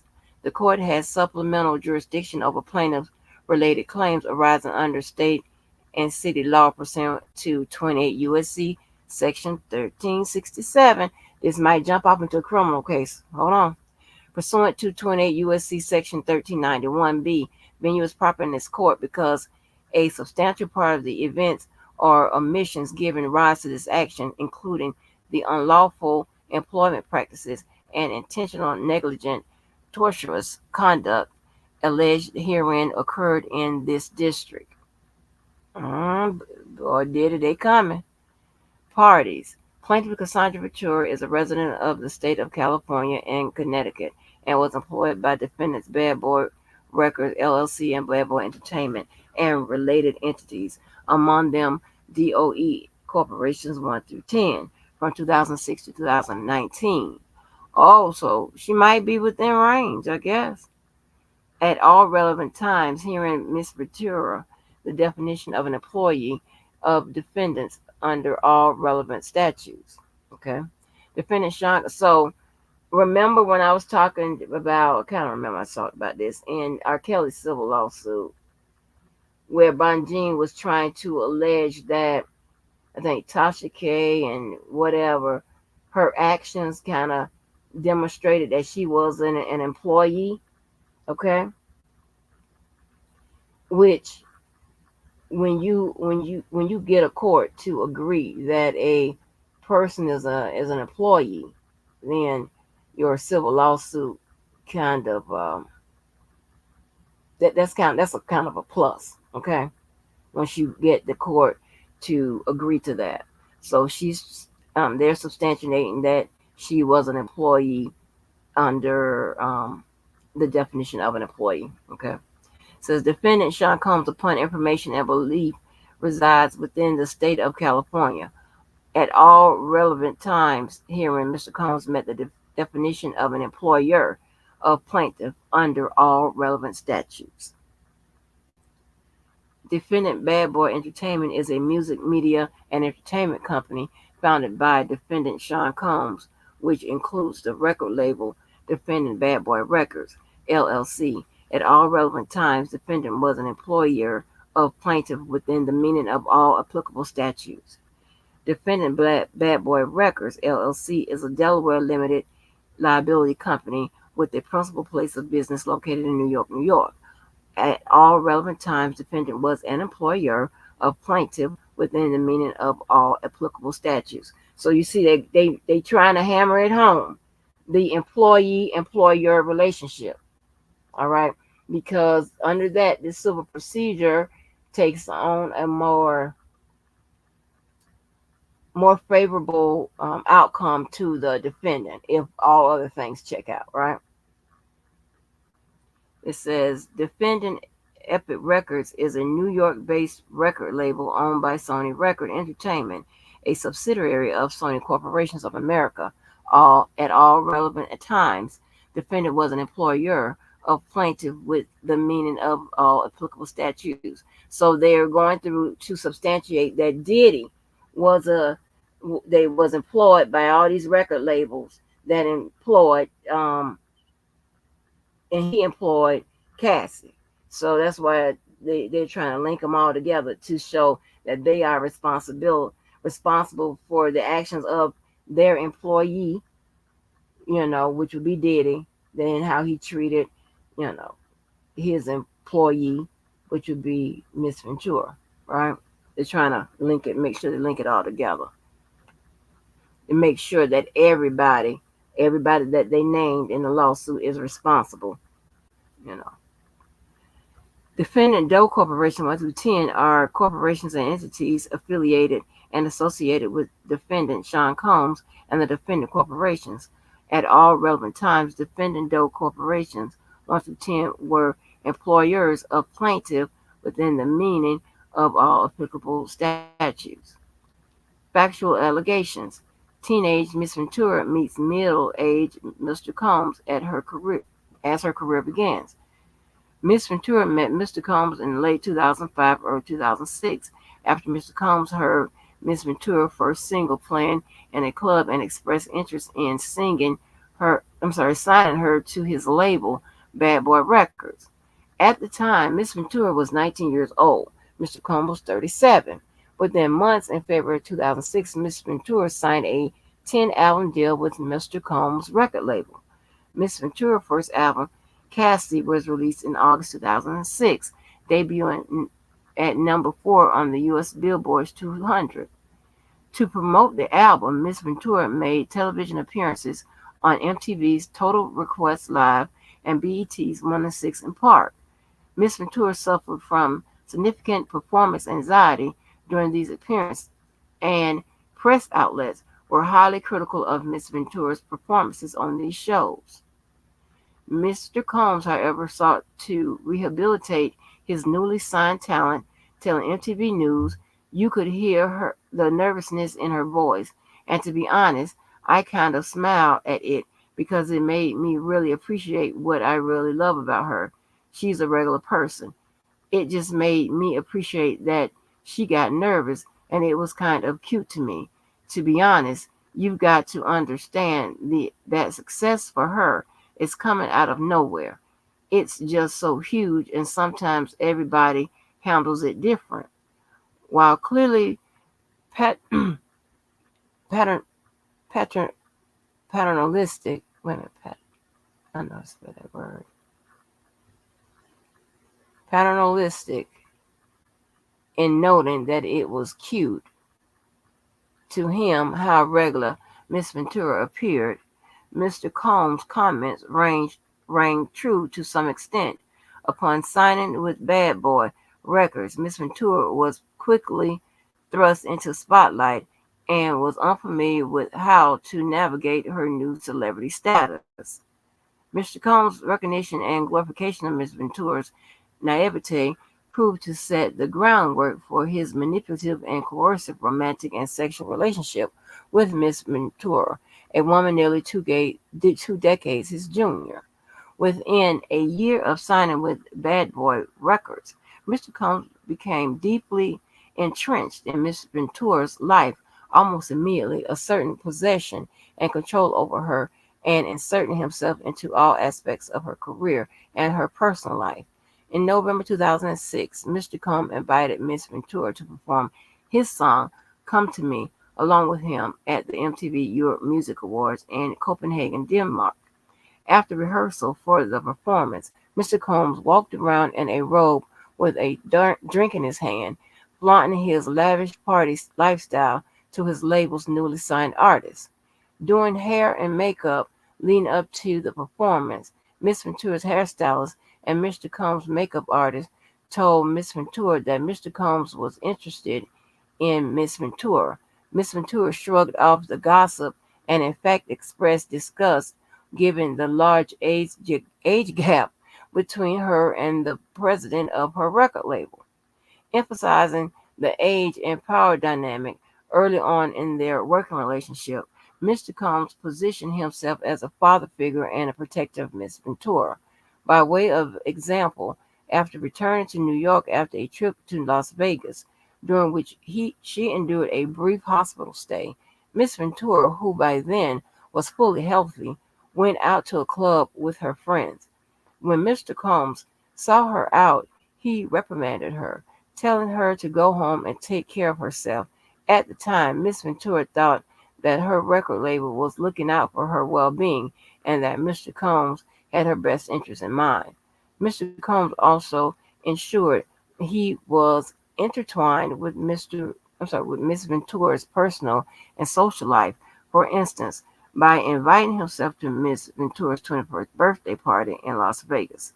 He also brought along famous musicians and producers, thereby flaunting his celebrity status and influence in front of a young and impressionable Miss Ventura. So here they just simply just laying out why she did all the stuff that she was doing, trying to say that she was impressed, she was controlled, and all of that. Because they'll come back and say, "Hey, she did it at her own free will," blah blah blah. Huh? Although Mr. Combs knew that Miss Ventura was in a relationship at the time, and even though he was publicly in a relationship with Kim Porter, Mr. Combs nevertheless pursued Mrs. Ventura after an after party in a hotel suite following Miss Ventura's 21st birthday party. Mr. Combs pulled Miss Ventura into a bathroom and forcibly kissed her. Miss Ventura did not consent to this unwanted contact. She immediately ran out of the bathroom and the hotel suite and cried. Sweet, I'm sorry, it's my suit. Sweet and cried. She told her best friend at the time about what had happened, but was too scared to tell anyone else. At the Music Video Awards the following day, Miss Ventura's boyfriend at the time joined her, and Mr. Combs was at a table at the award ceremony. Mr. Combs became angry, telling Miss Ventura that the invitation to the award ceremony was only for her and not for her significant other. All right, let me get a drink real quick, y'all. All right, y'all hanging on in now. Let me get a drink real quick. I'll be right back. Hey, Pauline Conway. Hey, DV. DV, DV, DV, DV. Dun, dun, dun, dun, dun, dun, dun, dun, dun, dun, dun.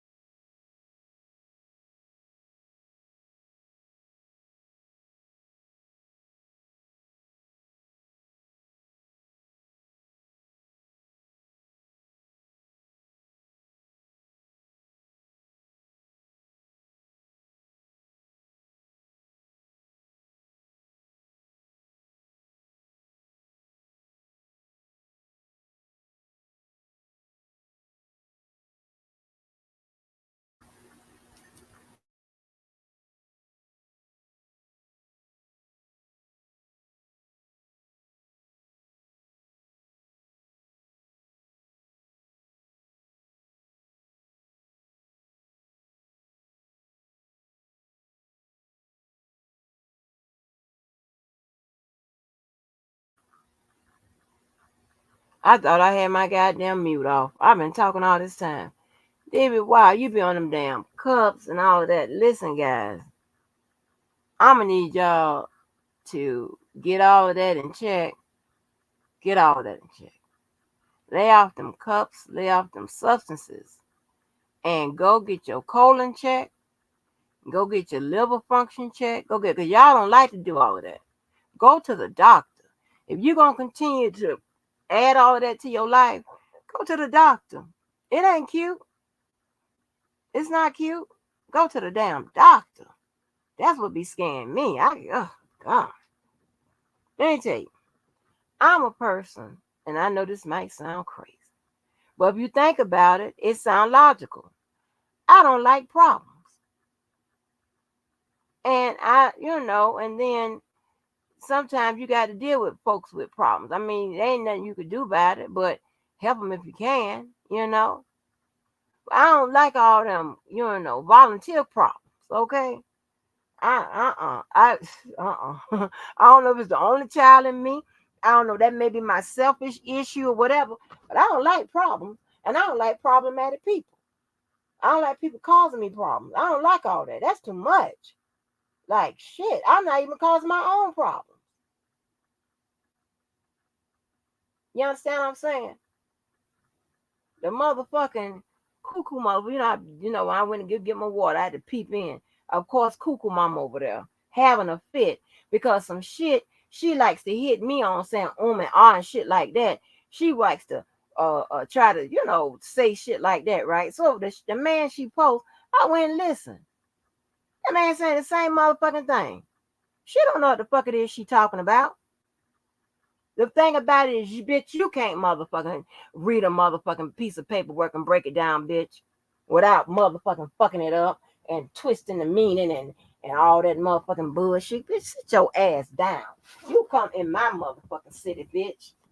Your stalking crazy ass, and I'm glad you said that, because you making it easier for me, bitch.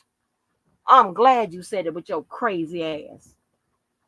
You keep fucking rattling around in that long ass motherfucking house you motherfucking living in is going to be a assisted living motherfucking place for real. Your crazy ass. You making it easy. Just sit your motherfucking ass somewhere and then lay down. Sorry ass bitch. Somebody call somebody a hoe. Listen, I'm getting derailed. DVY, this is your laughing moment. But I'm getting back to the paperwork. Somebody call somebody a hoe and been hoeing all they motherfucking life. And might been street walking hoeing. Getting paid for hoeing. And you compare that to a picture, bitch? Is you crazy? I'd rather motherfucking autograph my coochie pics rather than get out there and get my motherfucking ass up at 13, 14 years old and shit. And possibly street walk got to steal and all that bullshit. Bitch, get your ass on. And you acting like that was something new about them niggas' names. Bitch, you went crazy when I said them niggas' names a year or so ago. Stop acting like it's brand new with your simple ass. You're a simple bitch. Nobody don't like your motherfucking ass. You a crazy motherfucker. Come in my town. You could have got to Orlando passing by this motherfucker. You crazy. You should have tapped me on my motherfucking shoulder. So I'd have put your head in the nearest thing I could find, bitch. I'm telling you. I'm going to run across one of you motherfuckers. And it's going to be on and popping. I'm going to have somebody filming that motherfucker. As soon as I stop losing weight. As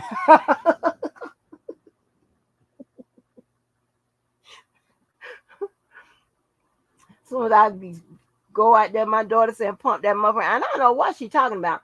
The bone in my motherfucking neck been showing. It just shows more now. I ain't like the bone in my neck, my collarbone or what the fuck this is, ain't been showing. God damn, I ain't never been big up top. Shit. Give me a minute. I bet you I get them goddamn steroids. Ooh, woo. Yeah, bitch, go to sleep.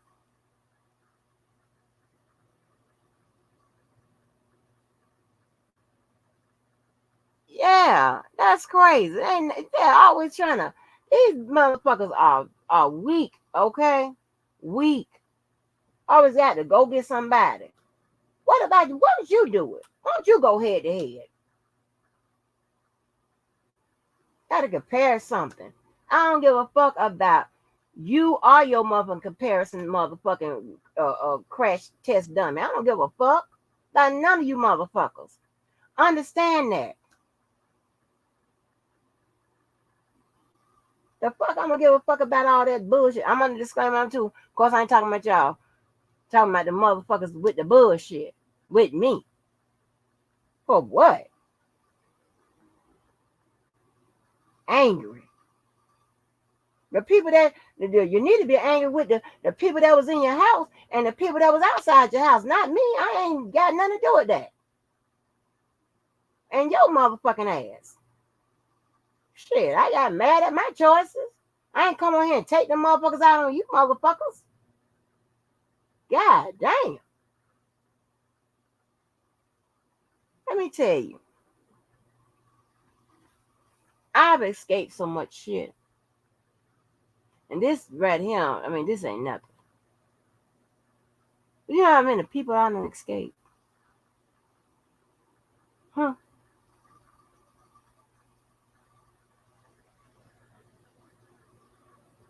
Shit. Which means I'm built tough. Which means I don't get afraid or rattled about bullshit. And I don't understand why some of you motherfuckers can't let it go. Let it go. Get that cuckoo out your motherfucking mind. No, you ain't on my level. I'm not on yours. Okay? If somebody might have more than me, somebody might have less. That's fine. I don't give a fuck. Whatever you got going on, I don't give a fuck. You'll know when I give a fuck. Because I'll tell you. But you guarantee, baby, I'm looking down at you motherfuckers. What are you trying to do? Like, I don't get it. Y'all supposed to be on here talking about R. Kelly and whatever's going on, because this is the R. Kelly sector. Yeah, we beefing and hollering and screaming. Just, I mean, I'm used to crazy motherfuckers, right? The craziest motherfuckers. You say something one time, they say something. You say something, and that's it. And then the next thing, if you see each other, boom, it's on, or it's not. That's it. All this extra.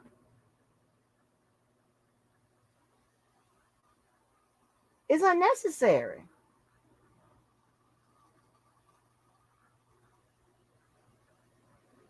I'm not going to come on here and act like I want to cuss your ass out. Because I will. I'm not going to act like I want to put my hands on you. Because I will.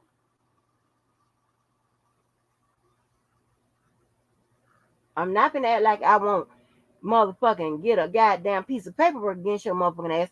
That's the last thing I want to do. But I will do it. God damn. Because you don't understand what I'm saying. Maybe the motherfuckers can type it up for your motherfucking ass and put it on your motherfucking door. Maybe you can understand that. Crazy motherfucker. God damn.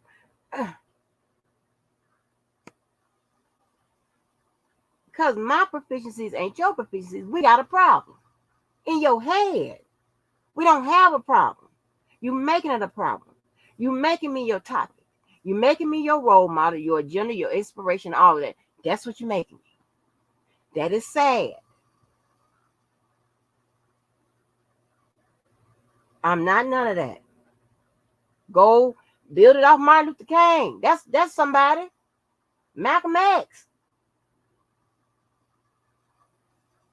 Shit. Tupac and Biggie. I don't give a fuck somebody. God damn. I ain't never seen no shit like that. Petty motherfuckers. All kind of motherfuckers on here. Get your shit together. It ain't right. It's raggedy. I don't care what you do, what you say is raggedy. And guess what? When it's done for a purpose that ain't right, it's always going to fail. It's always going to fail. God damn. So anyway, let's get to this. Weird old motherfucker. Don't get mad at me because examples and the shit you say, whatever I pointed out, bitch. Yeah, I pointed it out. You a dumb dumb. Point that out. Talk about that. Talk. You could talk about labor law. Why you want to talk about that? What's wrong with the labor law? So anyway, let's get to this. Mr. Combs lures Miss Ventura into a relationship. You see how they put that like that? So you see how the progressive, how they're going. They're trying to say that he did all this to her and whatever. Because they got to explain at some point why she was there for what, a decade. Why she did the things she did. And all of this, right? And so this should be familiar. This wording, this verbiage, this paraphrase is different from every attorney, right? But you should see what's going on, right? This is just a common trait of what attorneys do in a claim, right? In a civil claim. Sometimes in a criminal claim too. You see where they try to put the person they are going after, the defendant, as someone that was in control, that lured, that, whatever. They couldn't escape this. They were helpless, so on and so forth. Okay. All right. Despite her clear rejection of Mr. Combs' advances, Mr. Combs continued to demand Miss Ventura spend time with him, including for a weekend at Mr. Combs' residence in Miami and 4 nights out in New York City. On one particular night around September 2007, Mr. Combs insisted on taking Miss Ventura out. Miss Ventura acquiesced, fearing that rejection Mr. Combs could request would have repercussions for her album deal with Mr. Combs and his company, Bad Boy Records. Mr. Combs picked up Miss Ventura from her apartment in Manhattan in a blue luxury vehicle. Miss Ventura was surprised that when she got into the car, Mr. Combs was already inebriated. He handed her a pill and told her to take it. When Miss Ventura asked what the pill was, Mr. Combs dismissed her and told her she would like it. She later learned the pill was ecstasy, something Miss Ventura had never had that never had wait a minute, Miss Ventura had never before tried and did not want to try. This was the first time Mr. Combs got Miss Ventura high. Whoa. Mr. Combs then proceeded to drive recklessly at very high speeds down the West Side Highway of Manhattan. Miss Ventura was very scared, but did not dare to object to Mr. Combs, who appeared drunk, high, and agitated. Mr. Combs took Miss Ventura to an upscale lounge in downtown Manhattan, where he proceeded to get into an altercation with the security staff who would not permit Mr. Combs to enter, presumably because he was belligerent. Miss Ventura decided to go home, but for the remainder of the night, Mr. Combs massaged Miss Ventura incessantly, complaining that he left him high and dry, high and alone. Must have meant incessantly complaining that he left. Must have meant she left him high and alone. Okay. In early fall 2007, Mr. Combs flexed his power and influence when he paid a promoter to create a fake flyer for a party hosted by Miss Ventura. This fake posting allowed Miss Ventura to have an excuse to go to Miami, Florida, and get away from her boyfriend by using the guise of a legitimate event she had to attend. Miss Ventura was stunned at how easily Mr. Combs was able to recruit others to lie for him.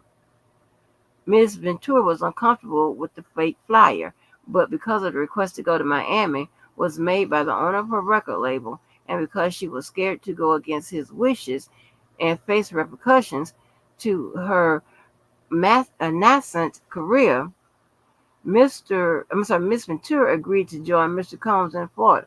See, now they kind of overdoing it with because like okay, now he made you go and on a fake flyer. Look like y'all was in it to get behind your boyfriend back. But okay. Okay. You know how these women are. They so stupid. Anything he says and they gonna go along with it. Cause they're in the big league now. Whatever he want.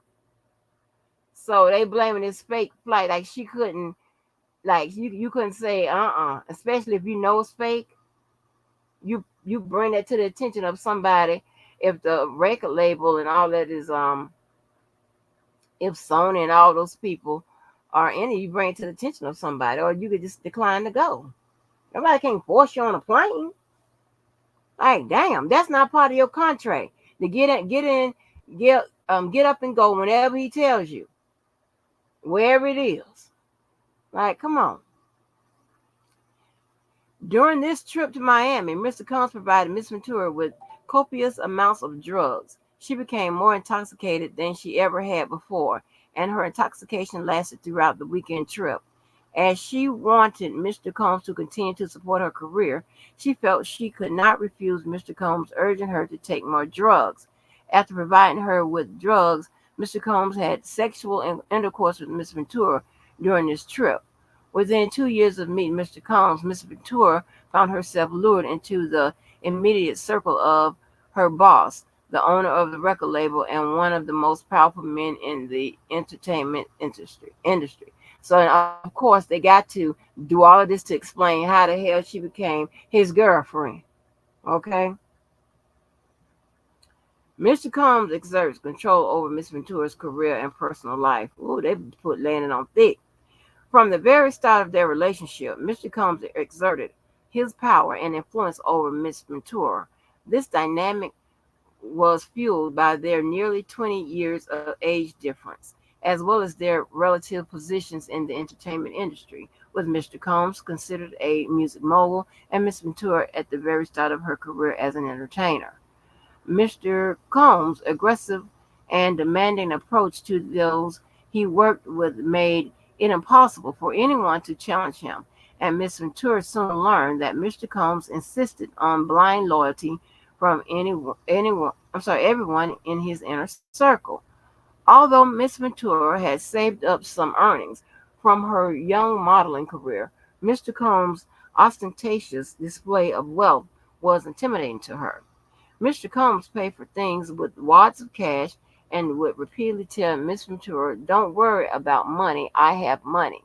Mr. Combs expensed lavish vacations for him and Miss Ventura, purchased a car for her, paid for her apartment, and provided her with extensive amounts of designer clothing.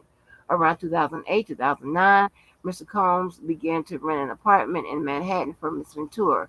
The apartment was within walking distance of Mr. Combs' New York residence. He first showed Miss Ventura the apartment by bringing her there along with her parents. Miss Ventura's parents were skeptical of the mogul's displays of wealth, but proud of their daughter's newfound success. Mhm. Around 2010, Mr. Combs similarly paid for an apartment for Miss Ventura in Los Angeles, which was located about 5 minutes away from Mr. Combs' residence. He paid for many of her apartments in California and also purchased a Jaguar for her around 2013 or 2014. All aspects of Miss Ventura's life was controlled by either Mr. Combs or his management companies. Every event Miss Ventura attended, from the travel to the makeup and the clothing, was paid for directly by Mr. Combs and his affiliated companies.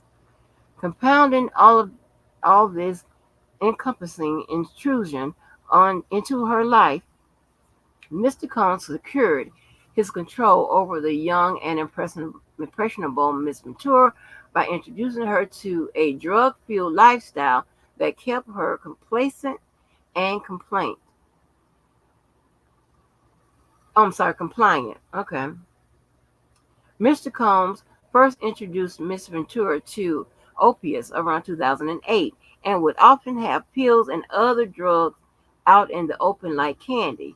Upon information and belief, Mr. Combs had been addicted to prescription painkillers and took ecstasy frequently. At first, Mr. Ventura was given the prescription that Mr. Combs received from a doctor in Miami, Florida. Eventually, when Mr. Combs exhausted his supply of pills, he demanded that Miss Ventura procure prescriptions from this Miami doctor in her own name. Mr. Combs also became deeply involved in Mr. Ventura's, sorry, Lord, I keep telling it Miss Ventura's personal life, with his personal staff attending to Miss Ventura's day-to-day travel and other needs, including medical care. On multiple occasions, Mr. Combs and Miss Ventura's personal medical records sent directly to his email. For instance, when Miss Ventura began experiencing memory loss, potentially due to excessive drug use and head injuries caused by Mr. Combs' beatings, as described below, her MRI results were provided directly to Mr. Combs. Mr. Combs also repeatedly arranged for his staff to drive Miss Ventura to certain doctor's appointments. In this way, Mr. Combs exerted ownership over Miss Ventura.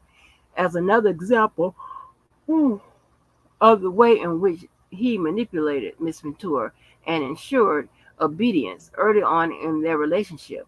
He asked Miss Ventura what she called her grandfather. When Miss Ventura said that she referred to her grandfather as Pop Pop, Mr. Combs perversely insisted that Miss Ventura referred to him with that nickname. Lord, how the shit is this now? Mr. Combs and Miss Ventura's relationship becomes violent and abusive. What started as a whirlwind of celebrity meetings and drug and alcohol fueled parties, however, quickly turned frightening and violent. Miss Ventura was also exposed to the intense violence that pervaded Mr. Combs to rise to fame. For example, on one occasion when Mr. Combs and Miss Ventura was using drugs together in his home, one of his security staff barged in and announced that Suge Knight, a longtime rival of Mr. Combs, was spotted at Mel's Drive-In Diner in Los Angeles. Mr. Combs began to get dressed, retrieved multiple guns from a safe, and ran out of his home to where he believed Mr. Knight was dining. Miss Ventura became terrified and began to cry. On at least two occasions, Mr. Combs demanded that Miss Ventura hold Mr. Combs' gun in her purse. Miss Ventura had no familiarity with guns and was petrified that the firearm would accidentally go off in her purse. There was no clear reason why Mr. Combs required her to hold his gun, except to reinforce to his young girlfriend that he was violent, powerful, and dangerous. Over the next decade, multiple times each year, Mr. Combs would violently beat Miss Ventura, leaving bruises on her body. After every instance in which he beat Miss Ventura, Mr. Combs used his money and power to orchestrate extensive efforts to hide the evidence of his abuse, including by hiding Miss Ventura in hotels for days and at times to let her bruises heal.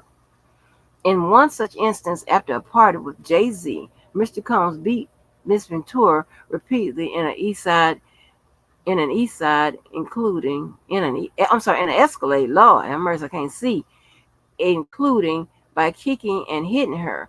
He forced her out of the vehicle on Fifth Avenue in New York City.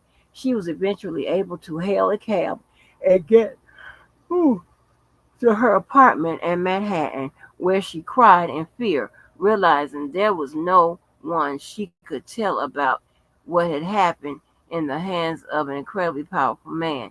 She spent the subsequent 3 days hiding in her apartment. See, them drugs and alcohol, baby. Mm-mm. Them makes these motherfuckers want to beat your ass and kill you. But they in control, though. They know what they doing. While they inebriated and on them motherfucking pills and on that weed and shit and them cocaines and shit. Why else would you do all of this? You on that shit. On that guy. Puffy's on that shit. I would have never known that. Unless I would have read that. Puffy's on that motherfucking shit. I thought he was a clean cut good guy. but he's on that shit. Damn. Mm.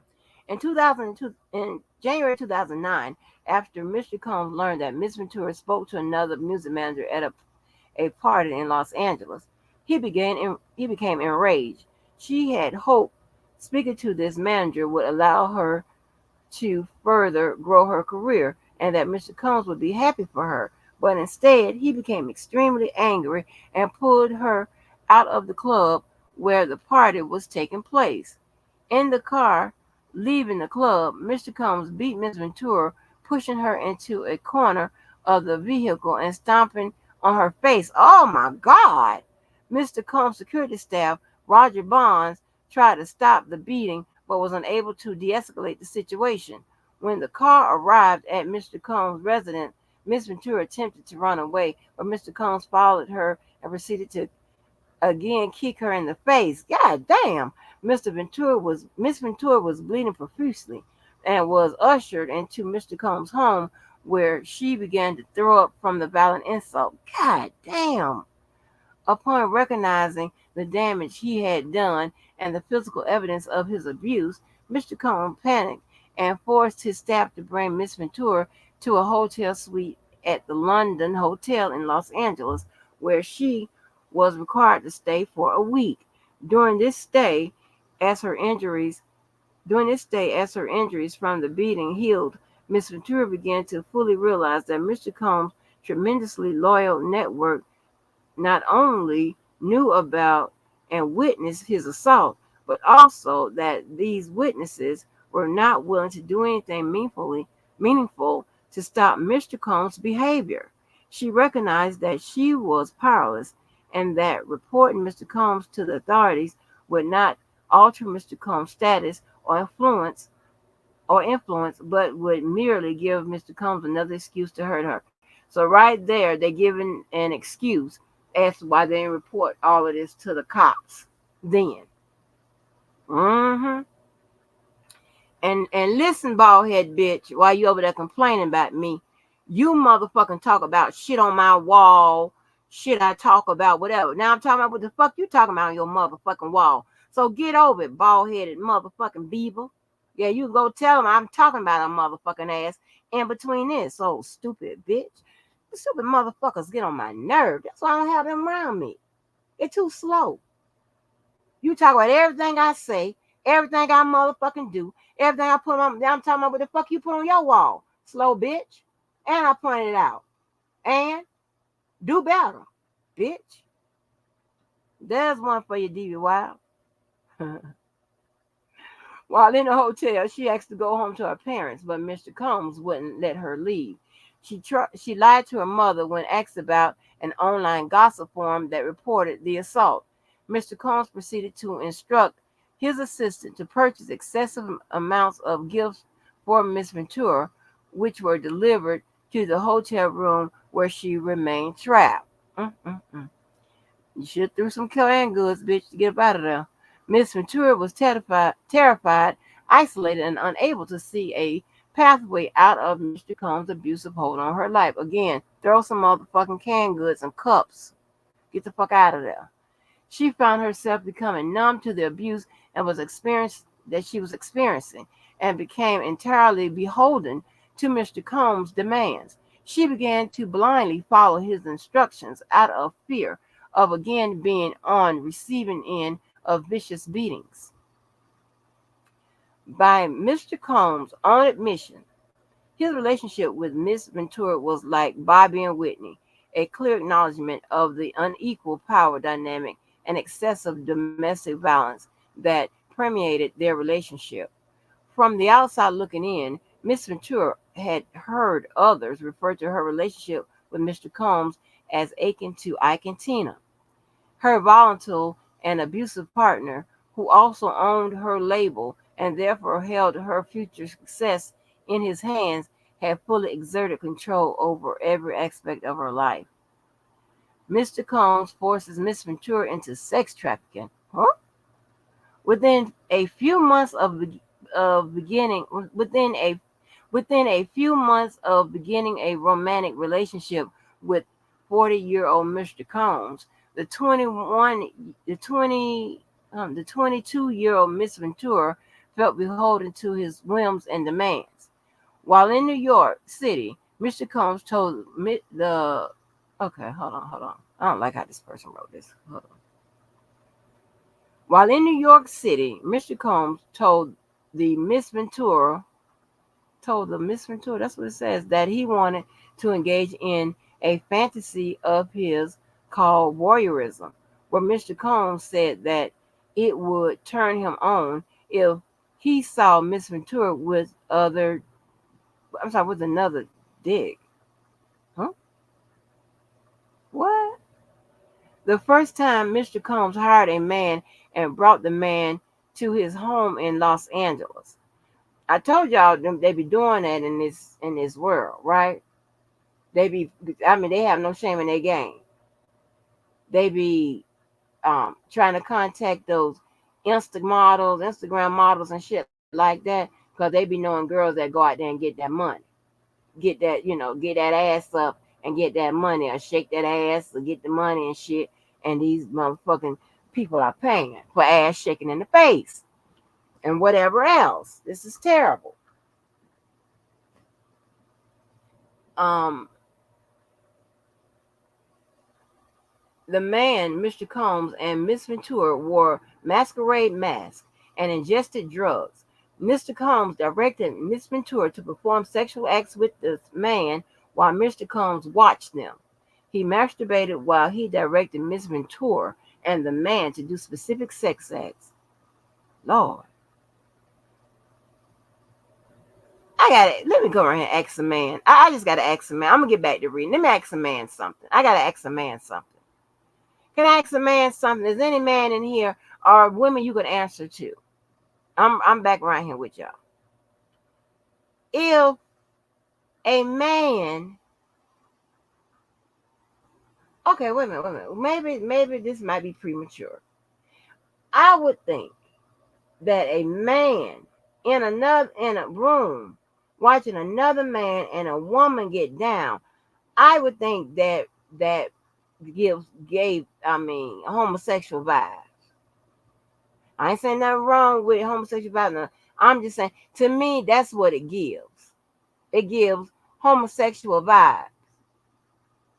But I'm thinking that because men watch porn and they getting down with men watching the women, right? Ain't that's what they watching?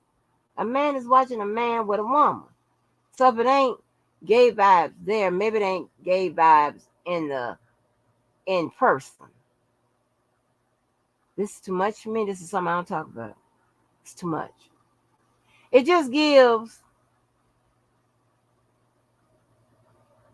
What accent you were?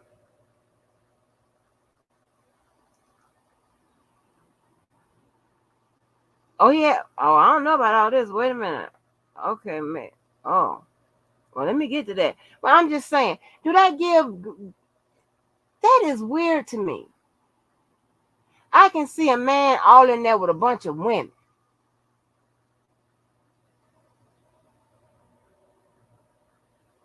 But I guess if a man is watching porn and that ain't gay vibe, and I guess watching being in there with somebody knocking somebody down and shit isn't gay either. I don't know.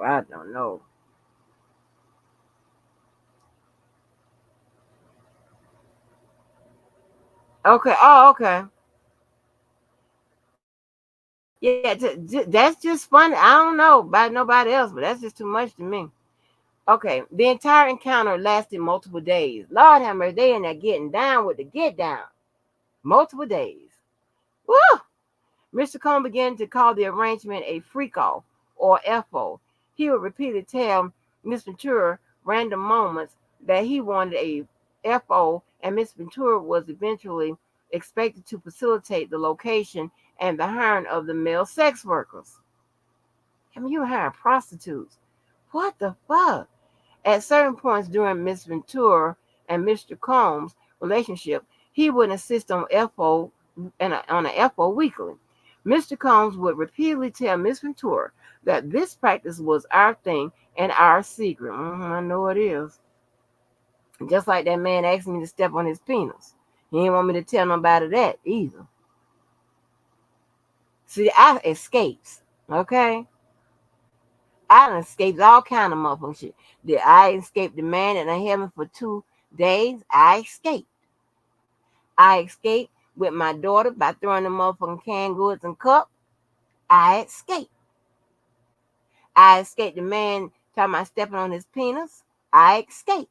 That's weird. See, I got good intuition. I escaped University of Florida with that crazy motherfucking on and off, back and forth, crazy ass goddamn shit we was going through. And it wasn't really, I don't know what the fuck was going on, but I escaped. Okay? God damn, this crazy. Okay. FOs would often take place in suites include at the Trump International Hotel in Columbus Circle. Trumpian it again. El Hermitage, Beverly Hills, the London Hotel in Los Angeles, the Intercontinental Century City, the Intercontinental Atlanta, the Intercontinental New York City, the One Hotel in New York and in Miami, the Mandarin Oriental Hotel in New York and in Miami, the Fontaine Fontainebleau in Miami, the Beverly Hills Hotel, and Shutters on the beach in Los Angeles. Ooh, now I know where some hotels go at in Miami, because the ones I don't ran across. Says on one occasion around 2013, Mr. Combs had an FO set up at the Intercontinental Hotel in New York City, after which he was charged with tens of thousands of dollars in damages by the hotel. Upon information and belief, Mr. Combs' chief of staff, Tony Fletcher, paid the invoice charged by the hotel. It would be good if they got that as evidence. Miss Ventura was eventually instructed to use websites and escort services to find male sex workers to participate in the FOs. Mr. Combs told Miss Ventura to search for large black penises, on the website. Hell no. Baby, well, I could have gave you some references. Woo, woo. I told y'all what I ran into, baby, at night. Got me scarred. Oh, Lord. Shape the way I look at things. How we say? No. Baby, his first name is Keith. I could have told you. Woo! When I think about it, I have flashbacks, honey. So right now I'm pulling on my ankle. Lord have mercy. Woo! It says sometimes Mr. Combs would pay to fly male sex workers to his location. Include if I read down to him where Puffy spoke with these male, I'm just gonna be done. Sometimes Mr. Combs would pay to fly male sex workers to his location, including to multiple cities in the United States as well as abroad. He required Miss Ventura and his staff to help him make these arrangements. Okay, this could pop off some shit. Mr. Combs' assistants would help to set up the FOs, including by setting up the hotel suites with baby oil and Astroglide. What is Astroglide? What's Astroglide? Oh, let me look it up. Hold on. What is Astroglide? The fuck?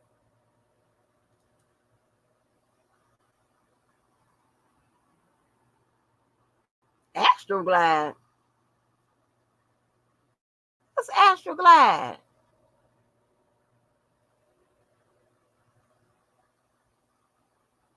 Astroglide is a silicone spray glide, a new way to apply lube. Oh, that's fun and fast and delivering silky smooth lubricant where you need it. Lord, it's lubricant. Oh Lord, boy, I better not read that Puffy down here with the bullshit. Baby, I bet. Now you know we don't discriminate, okay? But you around him saying you male, male, male, male, male, and you don't do that type of shit. And then they come to find out you do that type of shit. Mr. Combs always supplied Miss Ventura and the sex worker with copious amount of drugs before and during the FOs.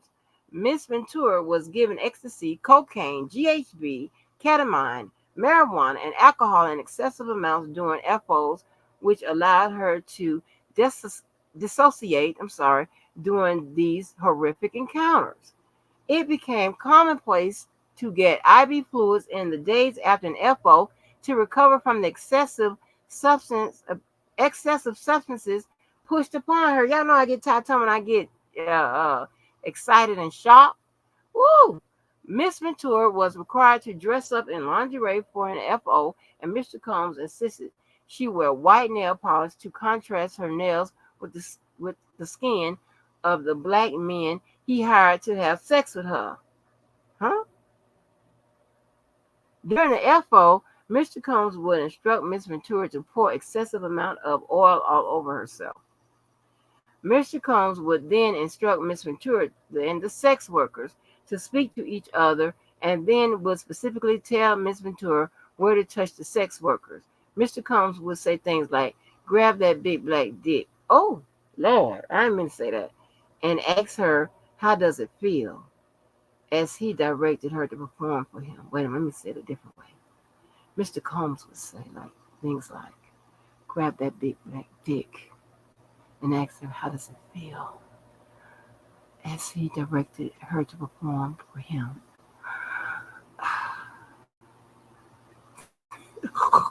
this is dirty. During the FOs, in addition to directing Miss Ventura and masturbating, Mr. Combs would use his phone, laptop, and tablet to film Miss Ventura having sex with the hired sex worker. He treated the forced encounter as a personal art project, adjusting the candles he used for lighting to frame the videos he took, while Miss Ventura quickly deleted any photographs or video of if at sex as sex acts if they were taken on her phone. Mr. Combs repeatedly made clear that he retained many videos of Miss Ventura's during FOs. Even when she deleted the video, Mr. Combs would tell Miss Ventura that he was able to recover deleted videos from her devices. On one occasion, he sat next to her on a flight and made her watch a video she thought she had deleted, reinforcing her inability to escape and the immense power he held over her. Mr. Combs would pay the male sex workers a few $1,000s in cash for their services. During some FOs, Mr. Combs would become extremely intoxicated and would hit Miss Ventura in front of the male sex workers. Miss Ventura was repulsed by Mr. Combs' demand, but between the physical beating and recognizing his incredible power and incredible temper, Miss Ventura became petrified of her partner and boss and felt that she could not say no. He even would present her with lavish gifts prior to or in the middle of the FOs, seemingly acknowledging the ways in which these forced sexual encounters constituted work for Miss Ventura and that he needed to compensate her for this work. At one point, he had given her so many designer bracelets for FOs and immediately following his brutal beatings that she felt that she was shackled by his presence. Mm. Frequently, her anxiety before an FO would become so great that she would become physically ill, sometimes to the point of vomiting. While kneeling over the toilet, Mr. Combs would shame her into performing for him, eventually forcing her to get up and proceed with the encounter. She knew firsthand that telling Mr. Combs that she did not want to engage in the FOs was met with anger and violence. In addition, any suggestion that Miss Ventura, I can call him Mister, would refuse the FO, otherwise report Mr. Combs' abuse, was met with ultimatums. Lord, I can't see or read. Ultimatums by Mr. Combs, who would say that Miss Ventura could not go to the police because she had a lot to lose. Around August 2015, for example, in the middle of surprise birthday dinner for Miss Ventura's 29th birthday, Mr. Combs insisted that Miss Ventura leave the party and go to a hotel for an FO. When she expressed that she did not want to go, Mr. Combs had Miss Ventura cornered by his security staff in order to force her to leave with him. Let me see if I put my glasses on and move back. I don't know. I don't know if that'll work. Because I got another pair somewhere. I don't know how they gave me pair for. Nope, that ain't working. That ain't working.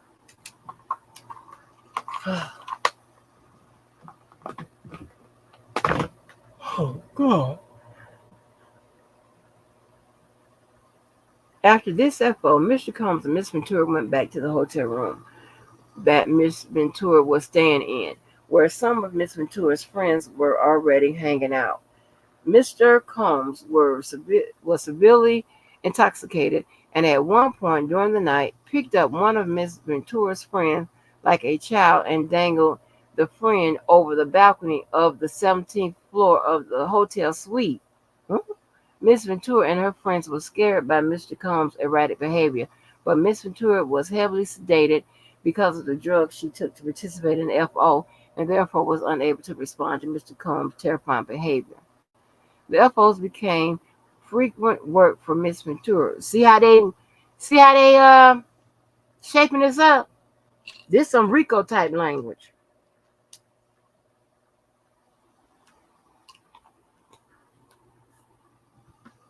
This some statute type language. If not Rico, you understand what I'm saying? See how they putting all this? Mm-mm.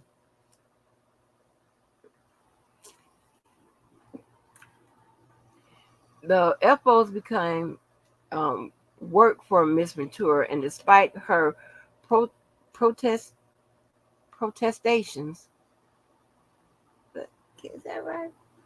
Yeah, protestations. Shit, I can't see. Mr. Combs insisted on these intricately staged and forced sexual encounters between Miss Ventura and various sex male workers. Let me get my motherfucking glasses, because I'm the other ones, because I don't know what the fuck I'm reading. Hold on. What did I put?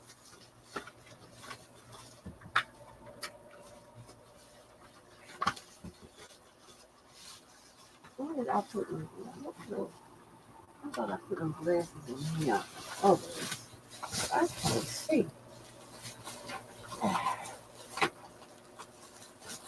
I don't know why they gave me glasses, two pair.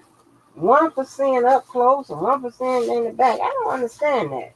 I ain't never had no glasses like that. And to me, none of them work. Where are the damn glasses? I can hold y'all up. I didn't put on my damn glasses because I can't fucking see. That's what I'm reading. Is it in there?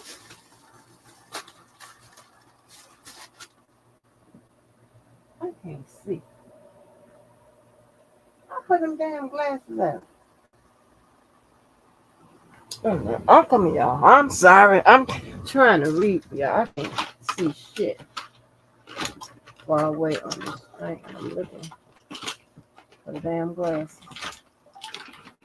The other pack. What I need to do is, okay, let me try. Let me keep trying. I wonder, wait a minute, if I put them on and look at the computer. Hold on.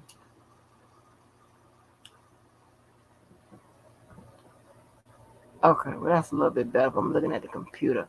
Okay, where is it? Okay. Miss Ventura tries to escape Mr. Combs' abuse. Anytime she tried to create distance between her and Mr. Combs, he used his networks to find her and convince her to return to his abuse. On multiple occasions, Mr. Combs sent his employees to lure Miss Ventura back. In 2001, during a rough patch in Mr. Combs and Miss Ventura's relationship, Miss Ventura had a brief relationship with musician Kid Cudi. And notice, y'all, they never address how she went from this from that boyfriend to all of a sudden getting into a relationship with Mr. Combs, right? Remember, this is the plaintiff side of facts. They can introduce whatever they want to introduce, okay? All right, they don't have to introduce the whatever happened and the whole timeline, all the text messages, all that bullshit. They can submit as facts for this claim what they want, right? But you see that they are, to this point, they are avoiding that she was in a consensual relationship with them. Okay, we all know that. Maybe they'll address it later, but they trying to reinforce the control, the force, the power, the will he had over her, so on and so forth. Okay, but I do suspect that the defendant will address all of that.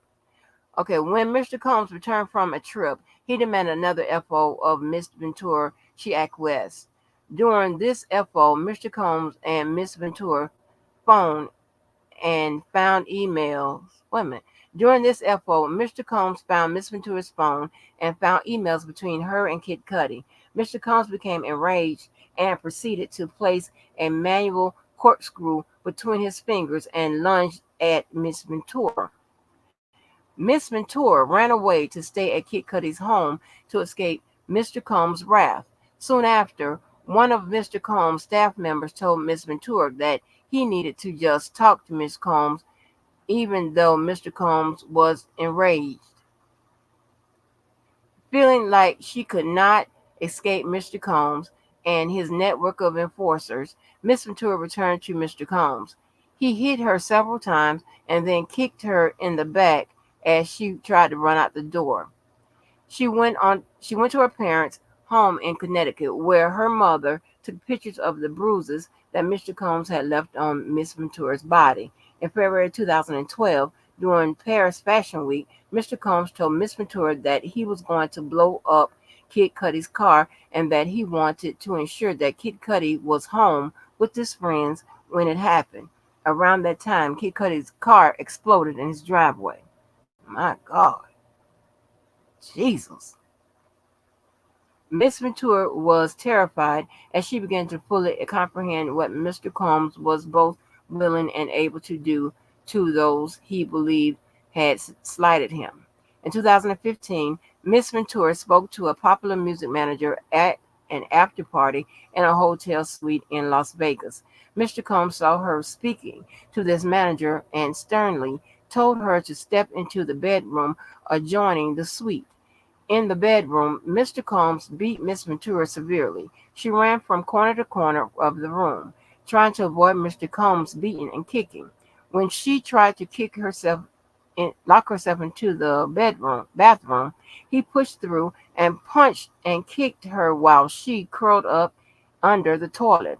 Her screams were drowned out by the loud music playing in the outside area of the hotel. When Mr. Combs, head of security, and assistants saw Miss Ventura after the assault, they began to cry. Miss Ventura had two black eyes and a burst and bruised lip and a huge welt on her forehead. Upon seeing the results of his vicious attack, Mr. Combs immediately took steps to conceal his wrongdoing.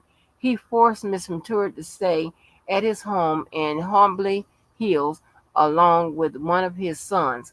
While there, Mr. Combs FaceTimed Miss Ventura and stated, "You're gonna go up and put more makeup on. My son can't see you like that." She did put makeup on per Mr. Combs' demand. Miss Ventura felt that she had no choice but to obey her abuser. Even though security guards, assistants, and friends saw the situation she was in, no one dared to help her or speak up on her behalf. She therefore had no choice but to remain subservient. Listen, and I'm not riding that by y'all. Um, Why do y'all, and I'm talking about men, I'm talking about women too.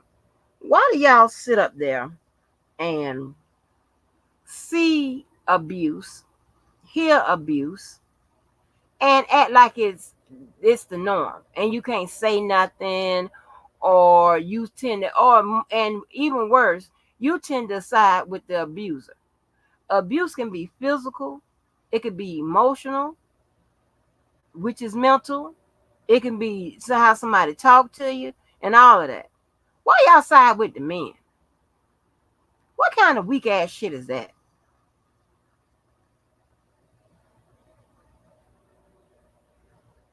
I mean, y'all can see the nigga starting it, but y'all side with the man. That's some weak ass shit. That's never respected. Never respected in my world. I be saying something. I be jumping in trying to stop it. Let me tell you. Um, the other Kenny, not the Kenny that was on the phone, but the other Kenny that y'all more familiar with. One day, I mean, this girl, I don't know why she stuck. I don't know why he get the girlfriends he do and stick with his ass. He gets some good girls. I don't know why they stick with his ass. One day we sitting outside barbecuing and shit. Him and her get into it, and when I tell you he's a Leo, and them Leos, I'm not talking about every Leo. I'm just talking about the ones I experienced. Can talk to you nasty, baby. Oh, that's what I'm saying. And he's the same one I had to put a knife up to his neck. Okay, same one, and I pushed his ass up into the refrigerator. Okay, but they can talk to you nasty, just nasty. And the next day they act like, like what? But anyway, we sitting out there, and the girl sitting by me. Do you know that nigga tossed some drink on that motherfucking girl, and it kind of splat on me, and it wasn't that much that splat on me. And she's sitting up there. I jumped up before I knew it and read his motherfucking ass and cussed his motherfucking ass out. I don't play that. If you're wrong, you're motherfucking wrong. When that child daddy called himself mad at me, we arguing. We argued all the way to the same cousin house. Okay, argued all the way there. So he gonna get some ENJ and some 151 and chase the ENJ with the 151 or whatever. Got so goddamn drunk. They blame. He told my family that we hadn't gotten we had gotten an argument, whatever. Of course, they blame me. Huh? What are you talking about? Because we got in an argument. And so he gets drunk or whatever. His heart stops on the porch. I beat him the fuck back to goddamn fucking life. Like I can write a book. You know my friend, write the book. No, oh my God, it's trauma, child. Jesus. Yes, I had to beat his ass in his chest. And listen, all they blame me. How you blame me? Reason why? Because I won't acquiesce. No. I stand up for mine, and you come fucking with me, you gonna get it. Give a fuck. And if you in front of my face, I'm gonna pull one on you.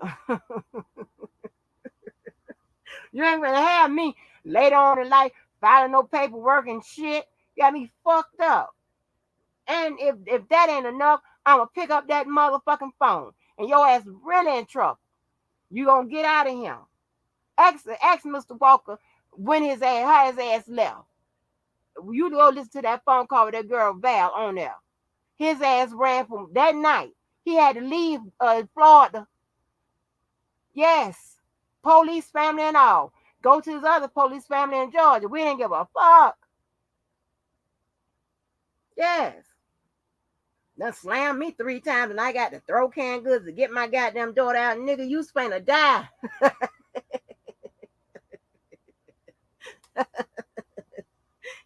He's scared. He's in Jacksonville. I had to call that boy and tell him, listen here, you good. Ain't nobody looking for you. I ain't telling me. Ain't know if somebody run across your ass, it's on the popping, man. But ain't nobody looking for you. Let me get back to it. Motherfucker. The fuck you think this is about?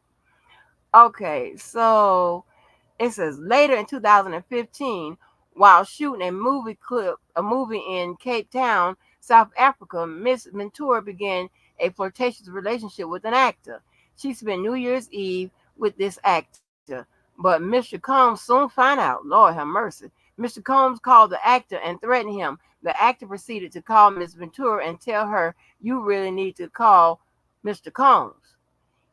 In or around March 2016, during an FO at the Intercontinental Hotel in Century City, Los Angeles, Mr. Combs became extremely intoxicated and punched Miss Ventura in the face, giving her a black eye. After he fell asleep, she should have killed him. Miss Ventura tried to leave the hotel room, but as she exited, Mr. Combs awoke and began screaming at Miss Ventura. He followed her into the hallway of the hotel while yelling at her. He grabbed at her and then took glass vases in the hallway and threw them at her, causing glass to crash around them as she ran into the elevator to escape. She managed to get to the elevator, and when she got to the lobby, quickly took a cab to her apartment. Upon realizing that her running away would cause Mr. Combs to be even angrier with her and completely stuck in his vicious cycle of abuse, Miss Ventura returned to the hotel with the intention of apologizing for running away from her abuser. When she returned, hotel security staff urged her to get back into the cab and go to her apartment, suggesting that they had seen the security footage showing Mr. Combs beating Miss Ventura and throwing glass at her in the hallway. Jesus. Upon information and belief that Mr. Combs paid the Intercontinental Century City $50,000 for the hallway security footage from that evening. Upon information and belief, Mr. Combs paid the Intercontinental Century City $50,000 for the hallway security footage from that evening. After this, Miss Ventura left her home in Comstock and went to hide away at a friend's home in Florida. James Cruz, president of Bad Boy Management, tracked Miss Ventura down and told her that her single would not be released if she did not answer Mr. Combs' phone call.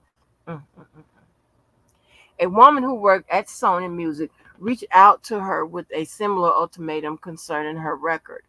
Incredibly, Mr. Combs even convinced one of his attorneys to call Miss Ventura at this time.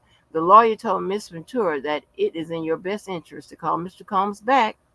Each time Miss Ventura tried to run away, Mr. Combs and his powerful network would force her back to him. Mr. Combs' tight hold over her life had irreparably damaged her friendships. Around 2018, when Miss Ventura was with her friend Carrie Morgan in her house, Mr. Combs used his key to Miss Ventura's house and came in unannounced. Why she ain't changed the locks? He and Miss Morgan had an altercation during which Mr. Combs threw a hanger at Miss Morgan. Upon information and belief that the incident resulted in a settlement between Mr. Combs and Miss Morgan, and Miss Ventura ended up paying Miss Morgan additional funds in an attempt to resolve the dispute between her close friend and her abusive, controlling boyfriend. The relationship between Miss Ventura and Miss Morgan has been strained since this time. I wonder what that fight was about. She probably stood up to his beating ass. He's abusive.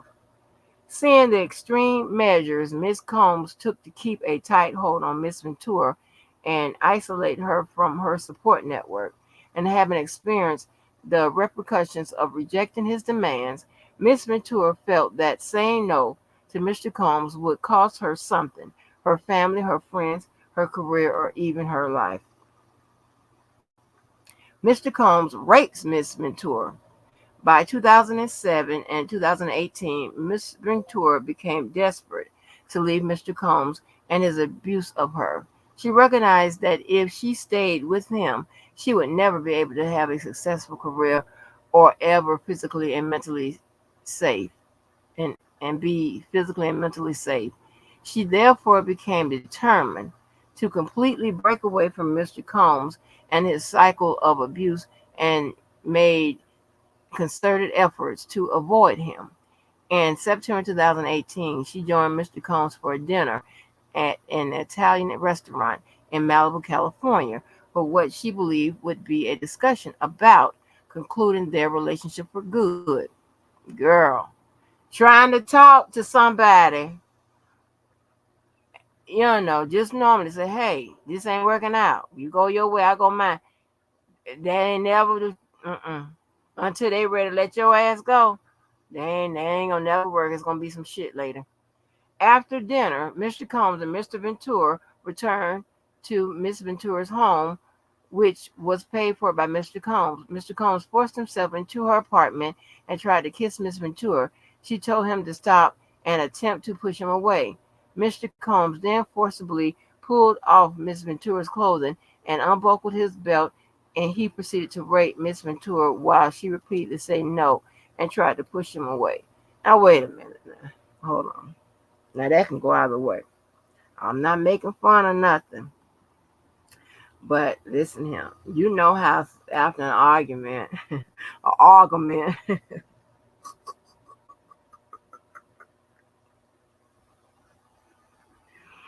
your mouth is telling you no, but your body is saying yeah. I ain't saying nobody should hurt nobody, but there's something I must confess.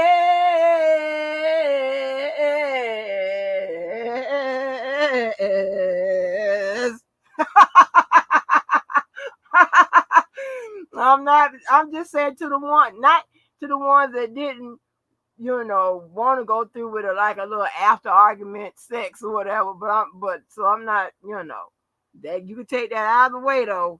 Shit. I ain't making fun of her pain or whatever, but I don't know.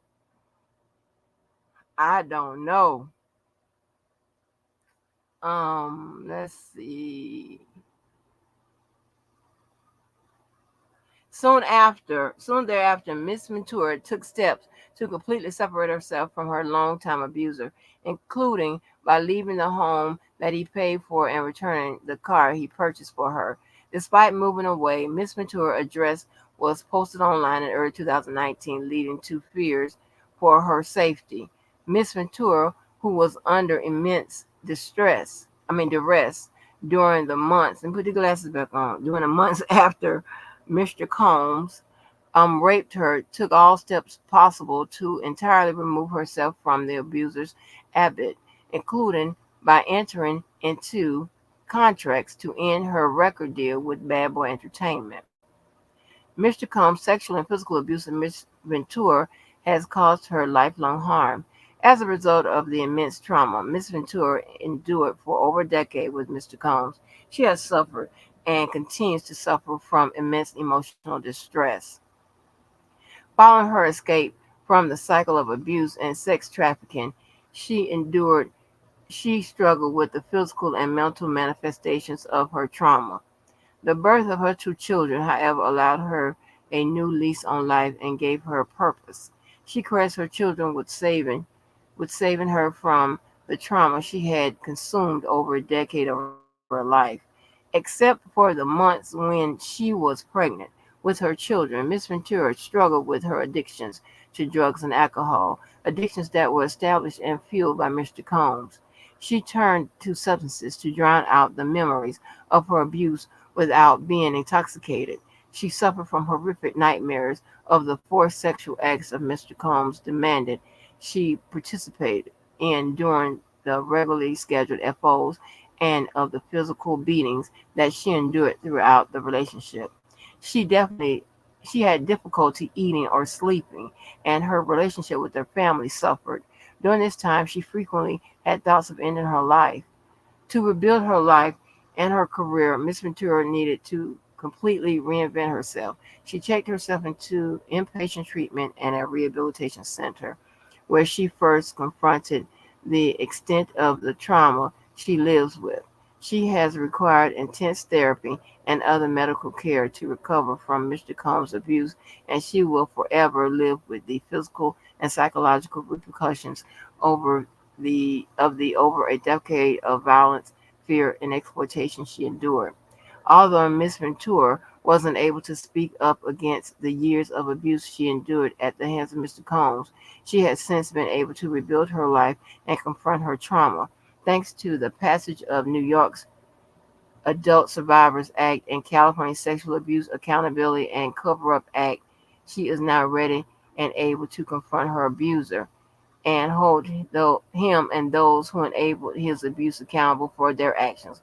Okay, so that little passage right there makes her that's where she's getting the where this is a timely filing. Okay, so apparently there's some another act on the record, y'all. Okay, they coming for that ass. They coming for that ass. All y'all abusers out there, they coming for that ass. Clank clank, click click. Your ass is out of here. They coming for that ass. Y'all women can shield these motherfuckers if you want to. Y'all niggas can look to the left and right if you want to. They coming for that ass. I might take out me some motherfucking paperwork. Shit. Fuck this. You, the motherfucker ain't got shit. Don't worry about it. All right. First cause of action. Sex trafficking under 18 USC section 1591 um, against all defendants. So listen to this. First cause of action, sexual sex trafficking. Listen to this right now. Uh, I bet you somewhere in this statute where this is a timely file. Because I was going to say, I know back in the day she was with this motherfucking Puff Daddy. Plaintiff repeats and realleges each and every allegation in all of the preceding paragraphs as if fully set forth herein. Plaintiff is a victim of sex trafficking within the meaning of 18 USC and Section 1591A and B, and therefore entitled to bring a civil action under 18 USC Section 1595. That means it's timely filed. That means that the lawyer, they are establishing right there, this is timely filed. All right, so we got jurisdiction, venue, and timely filing. Check. This is a good brief. Well, so, well, you know what I'm trying to say. Hold on. Text this person back.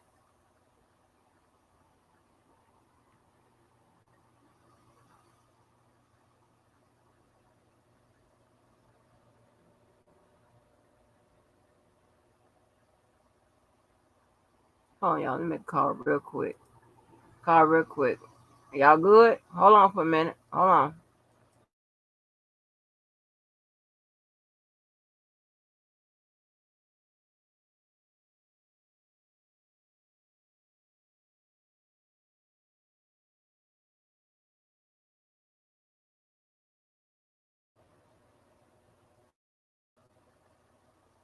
Motherfuckers need to answer the phone. Don't tell me to call you and you won't answer the damn phone. Okay, so I mean this is time to file. Um, okay, the defendant act and omissions taken separately and or together as outlined above constitute a violation of 18 USC section 1595. Specifically, defendant Sean Combs perpetrated sex trafficking of Miss Ventura by requiring her to engage in forced sexual acts in multiple jurisdictions, and benef- all defendants benefited from Mr. Combs' Ventura venture by holding Miss Ventura, an artist against an artist signed with defendant Bad Boy Records and otherwise employed by other defendant Doe corporations, captive to Mr. Combs' demand and desires. At all relevant times, defendant participated in and facilitated the harboring and transportation of plaintiff for purposes of sex induced by force, fraud, or coercion. The defendant corporations have financially and otherwise benefited as a result of these acts and omissions by keeping Mr. Combs, the volatile and explosive owner of the defendant corporations, satisfied. They benefited from facilitating his behavior to the extent it kept merciful, the merc, the mercurial, the mer, hold on, I don't know how to say that. Pronounce it for me. Mercurial,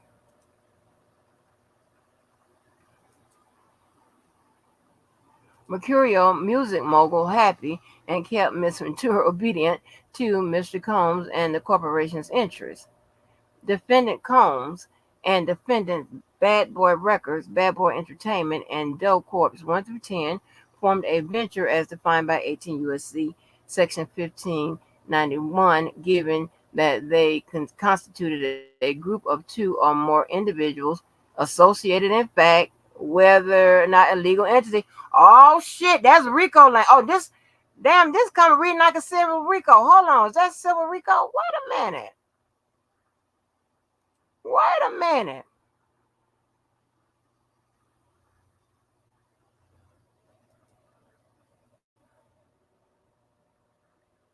No, so why is it written like that?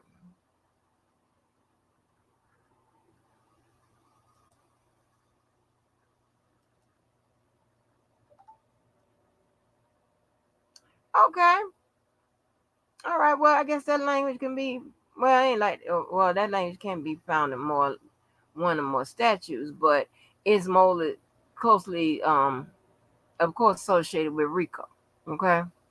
But it's talking about that statute brings up trafficking as a direct and proximate cause. So, direct and proximate cause, that's causation. Anytime you see that, that's causation.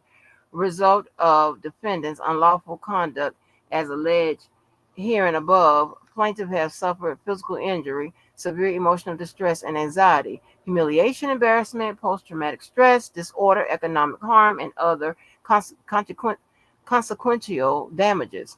Plaintiff also seeks reasonable attorney fees as provided under 18 U.S.C. Section 1595A.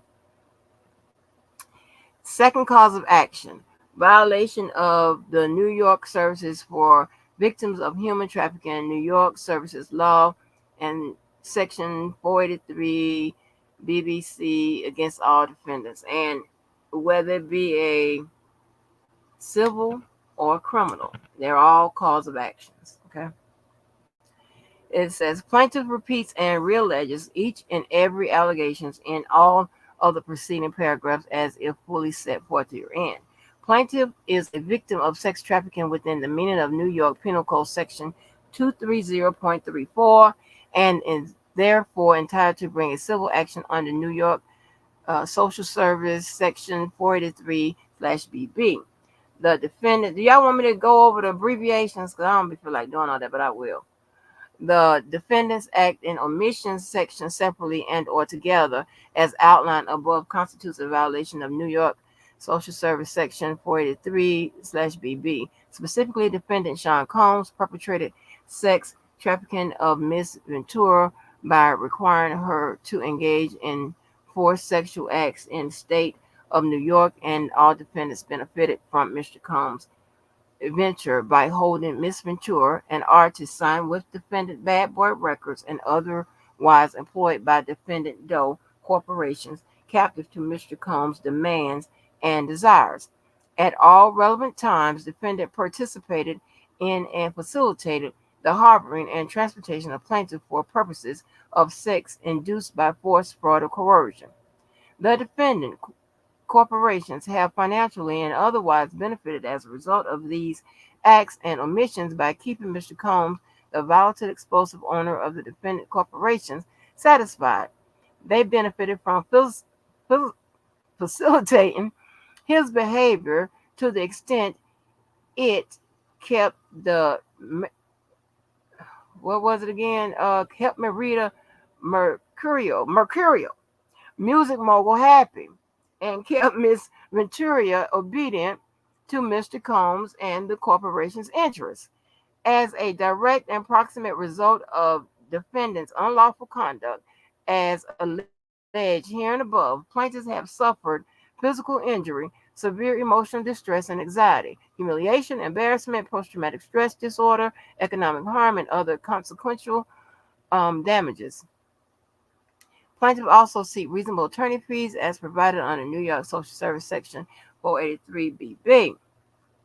Third cause of action, violation of the California Trafficking and Physical Protection Act, California Civil Code Section 52.5 against all defendants. Plaintiff repeats and realleges each and every allegation in all of the preceding paragraphs as if fully set forth herein.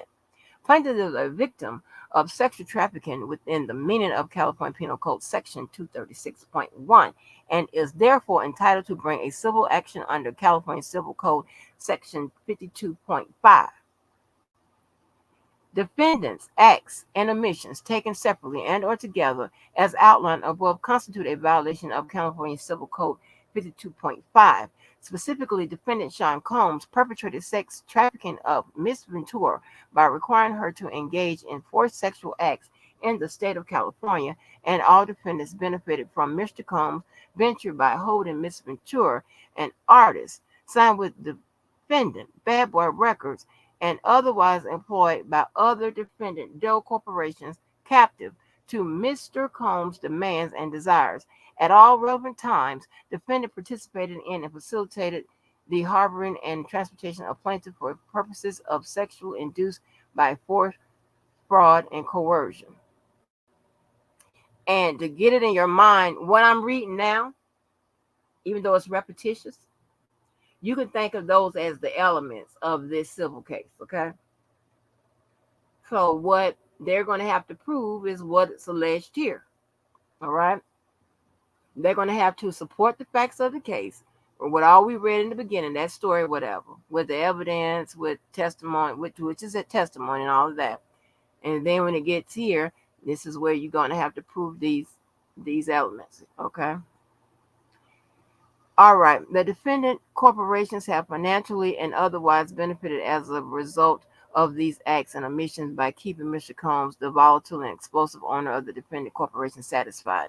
They benefited from facilitating his behavior to the extent it kept the mercurial music mogul happy, kept Miss Ventura obedient to Mr. Combs and the corporation's interests. As a direct and proximate result of defendants' unlawful conduct, as alleged herein above, plaintiffs have suffered physical injury, severe emotional distress and anxiety, humiliation, embarrassment, post-traumatic stress disorder, economic harm, and other consequential damages. Plaintiffs also seek reasonable attorney fees as provided under California Civil Code, Section 52.5. Fourth cause of action, battery sexual abuse under New York law against defendant Sean Combs. Plaintiff repeats and realleges each and every allegation in all of the preceding paragraphs as if fully set forth herein. In performing the conduct described above, defendant committed a battery against plaintiff because he intentionally engaged in unlawful, intentional, and offensive touching or application of force to plaintiff person. Defendant's action amounts to violations under New York Penal Code Sections 130.50, 130.52, 130.55, 130.65, as well as analogous California law and the common law of New York of California. As a result of Mr. Combs' alleged conduct, plaintiff has suffered physical injury, severe emotional stress, humiliation, embarrassment, anxiety, economic harm, and other consequential damages. The conduct of Mr. Combs described above was willful, wanton, and malicious. At all relevant times, Mr. Combs acted with conscious disregards of plaintiff rights and feelings, acted with the knowledge of or with reckless disregard for the fact that his conduct was certain to cause injury and or humiliation to plaintiff, and intent to cause fear, physical injury, and or pain, suffering to plaintiff by virtue of the foregoing. Plaintiff entitled to recover punitive and expiatory exemplary, damages from Mr. Combs, according to proof at trial. This action is timely. Yes, yes, we're getting down to it, baby. Mm, mm. Oh yes, honey, yes. This action is timely. Hallelujah. Not saying that I won't, um, I like a good brief. Okay, so they gonna spell it out. Okay, they're gonna spell it out. Okay, because right, see, and she's going after. I don't see the word compensatory damages, so I don't know if she's going after. I don't know, but it's more punitive and all of that. So I don't know, but anyway, this action is timely because it falls within CPLR section 214/J and is brought during the 1 year time period set forth in that section. The claims brought herein allege intentional and negligent acts and or omissions for physical and psychological and other injury suffered as a result of conduct that would constitute sexual offenses as defined in Article 130 of the New York Penal Code, as such acts and omissions were committed against Miss Ventura when she was over 18 years of age. The action also falls within the California Adult Sexual Abuse Law and is brought during the 3 year time period set forth in that action. So remember when I pointed out those two acts they have, I said, well, that's where the timely filing is going to come in. So that's what they plainly laid out here. That's how this is timely filed. Because remember, she been fucking with that nigga a long time ago. And I think Star was saying that was within 1 year. Yes, baby, my people be on it, honey. Y'all is smart. Y'all is smart. Yes, baby. Yes. I saw the answers before I read them. My people be on it, honey. They's paralegals over him. Let me see how many pages I got.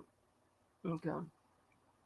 Fifth cause of action: sexual assault pursuant to the California Sexual Abuse and Cover Up Accountability Act, California Civil Procedure Section 340.16, against all defendants. They're coming for your asses. Keep on looking to the left and the right. Coming for your action. See, I'm one, and this is the way I'm an activist. I'm an activist for being a strong ass motherfucking woman, not bowing down to this bullshit. Okay, this ain't what you got to do. Okay, shoot his ass. Shoot him, and tell the officer why you put a bullet in him. It can go either way. Okay, document your shit. Shoot his ass. Pistol whip him. Get somebody to pistol whip him. Y'all know nobody? Call me on my bad line. I'll get somebody for you. All right. Plaintiff repeats and realleges each and every allegation in all of the preceding paragraphs as if fully henceforth set herein.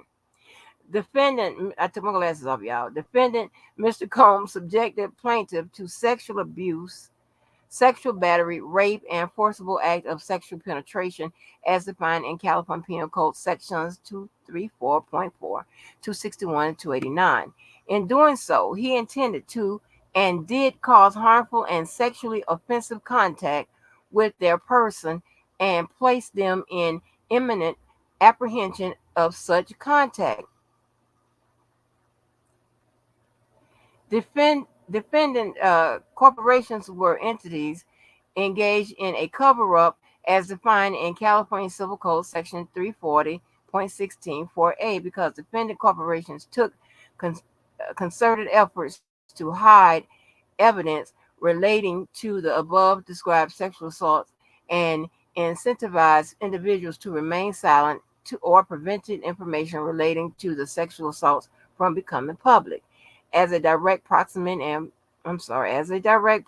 proximate result of defendant's unlawful conduct, as alleged here and above. Plaintiff has suffered physical injury severe emotional distress, and anxiety, humiliation, embarrassment, post-traumatic stress disorder, economic harm, and other consequential damages. Hold on, let me give you some goddamn water.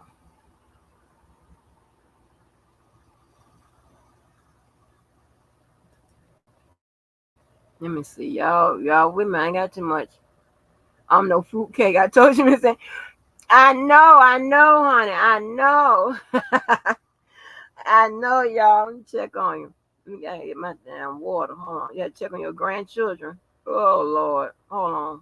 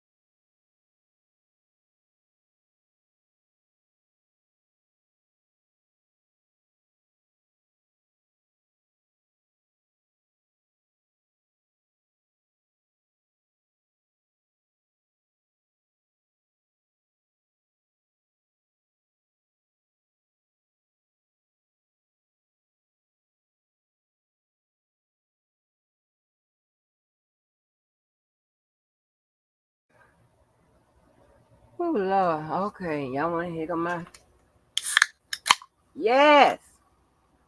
Get my mouth water. Mm.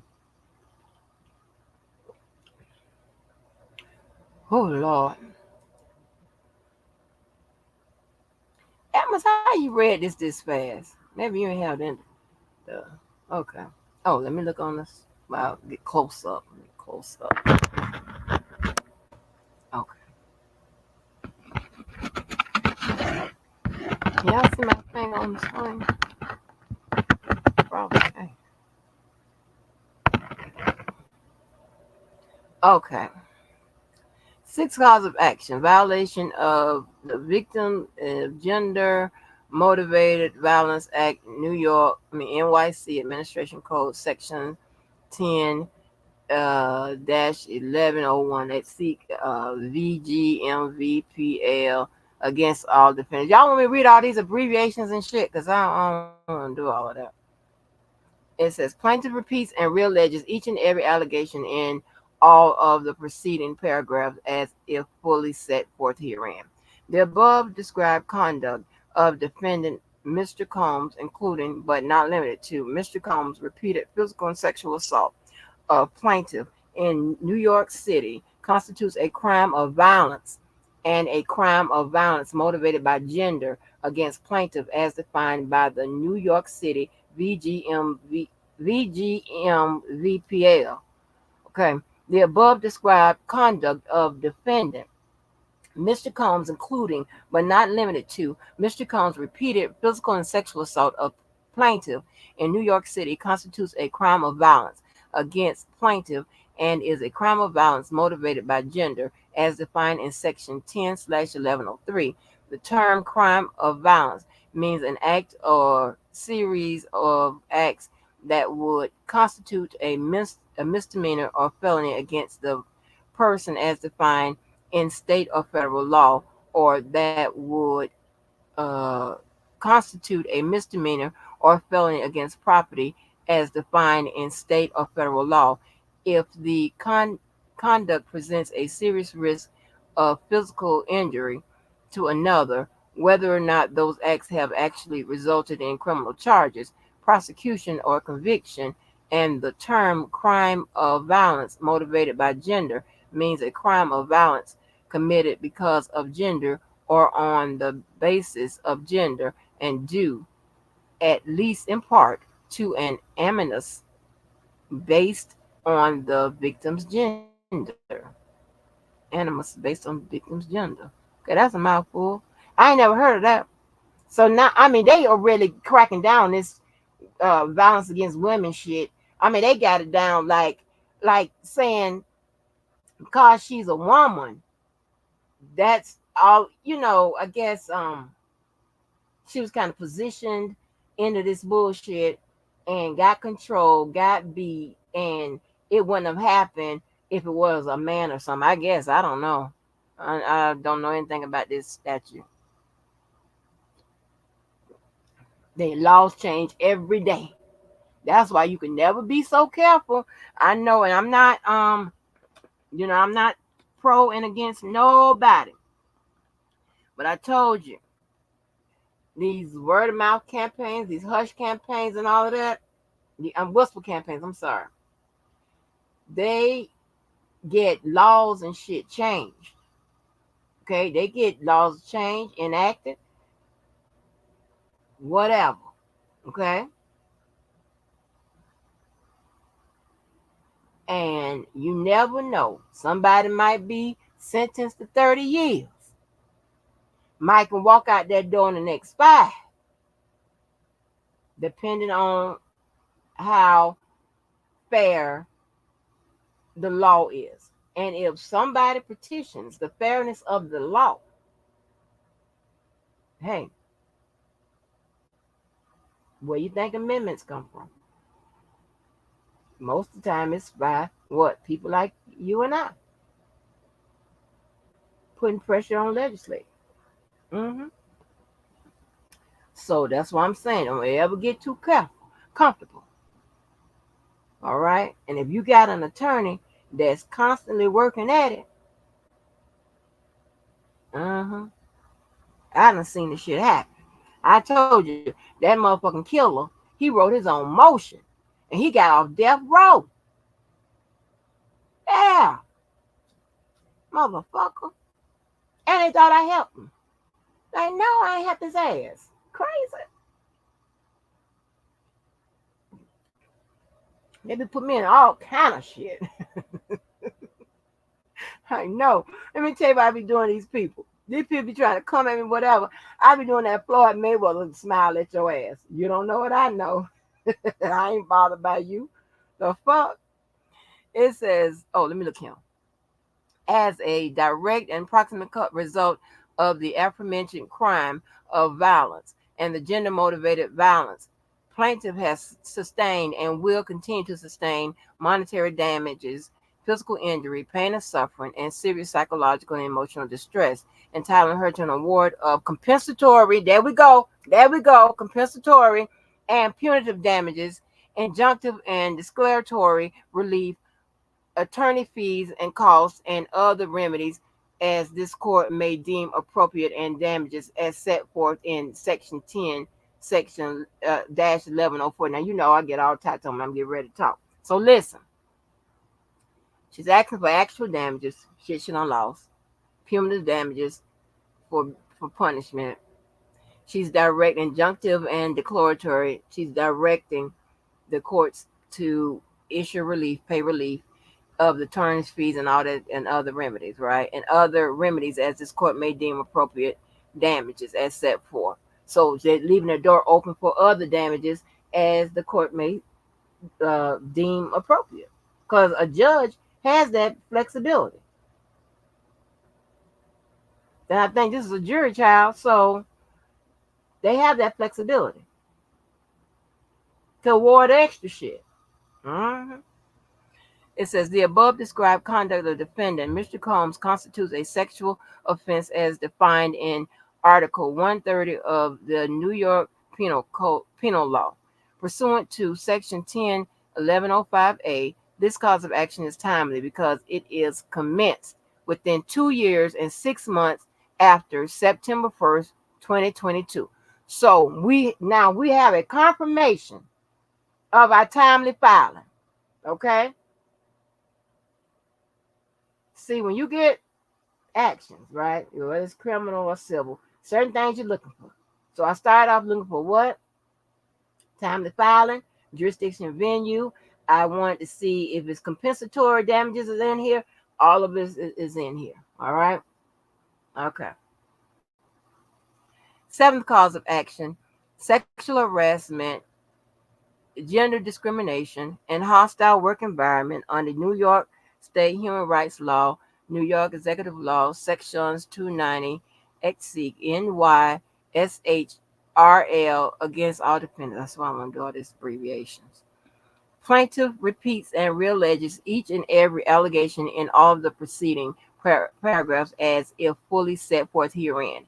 Defendants discriminated against plaintiff on the basis of her gender in violation of the NYSHRL by subjecting plaintiff to disparate, um, dis- disparate treatment based upon her gender, including but not limited to the subjecting her to sexual assault and or harassment, rape, and a hostile work environment.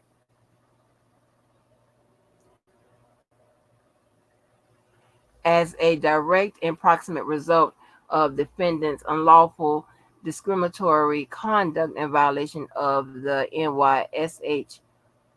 NYSHRL, plaintiff has suffered and continues to suffer monetary and or economic harm for which she is entitled to an award of monetary damages and other relief. As a direct and proximate result of defendant unlawful discriminatory conduct in violation of the NYSHRL, plaintiff has suffered and continues to suffer several severe mental anguish and emotional distress for which she is entitled to an award of monetary damages and other relief. Okay, that was that mental shit. Defendant unlawful discriminatory actions was intentional, done with malice, and or showed deliberate, willful, wanton, and reckless indifference to plaintiff's rights under the NYSHRL, for which plaintiff is entitled to an award of punitive damages.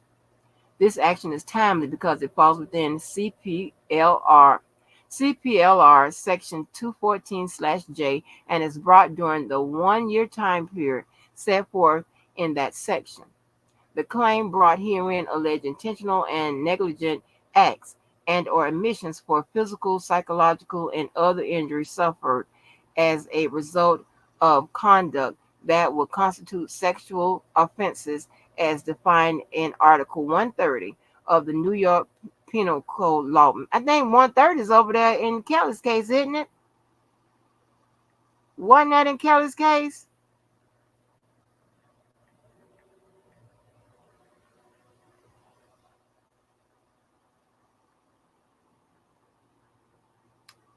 What was it?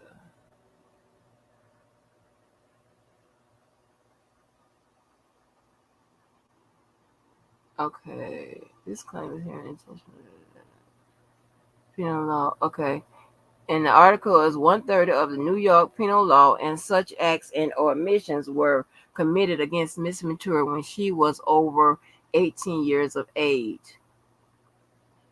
Eighth cause of action: sexual harassment, gender discrimination, and hostile work environment under New York City Human Rights Law, New York Administration Code, Sections 8/101, at SEEK NYCHRL, against all defendants.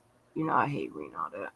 Plaintiff repeats and realleges each and every allegation in all of the preceding paragraphs as if fully set forth herein. Defendants have discriminated against plaintiff on the basis of her gender in violation of the NYCHRL. YCHRL by subjecting plaintiff to disparate treatment based upon her gender, including but not limited to subjecting her to sexual assault and or harassment, rape, and hostile work environment. I just can't believe this law. This is kind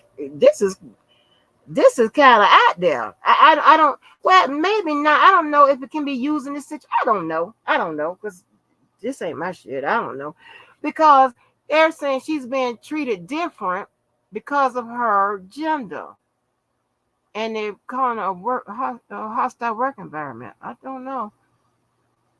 As a direct and proximate result of the defendant's unlawful discriminatory conduct in violation of NYCHRL, plaintiff has suffered and continues to suffer monetary and or economic harm for which she is entitled to an award of monetary damages and other relief. As a direct and proximate result of defendant's unlawful discriminatory conduct in violation of the NYCHRL, plaintiff has suffered and continues to suffer severe mental anguish and emotional distress for which she is entitled to an award of monetary damages and other relief. Defendant's unlawful and discriminatory actions were intentional, done with malice, and or showed a deliberate, willful, wanton, and reckless indifference to plaintiff rights under the NYCHRL, for which plaintiff is entitled to an award for punitive damages. This action is timely because it falls within CPR. I don't want to do all this. And is brought during the 1 year time period set forth in that section.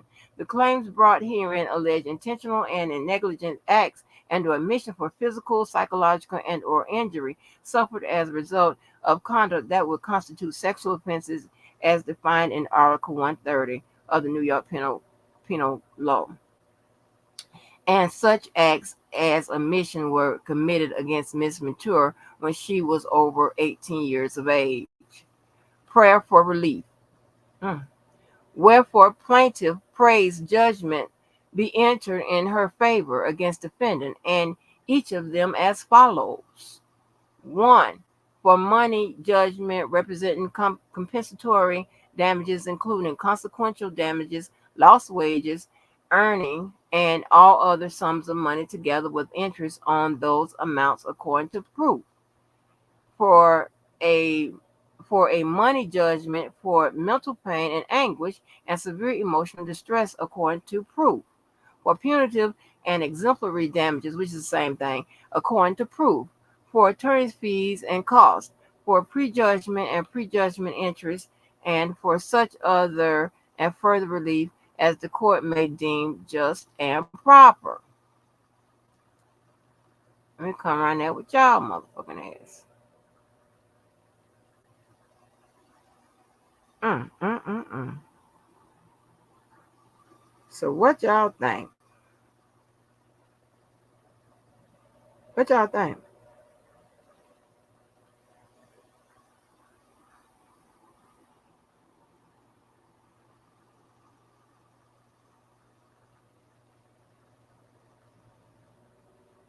What y'all think? Because they asking for pretty much every form of action, every form of damages that you can recover, which is smart to go after because if you can prove it. Well, let me drop the link if anybody want to hit the link.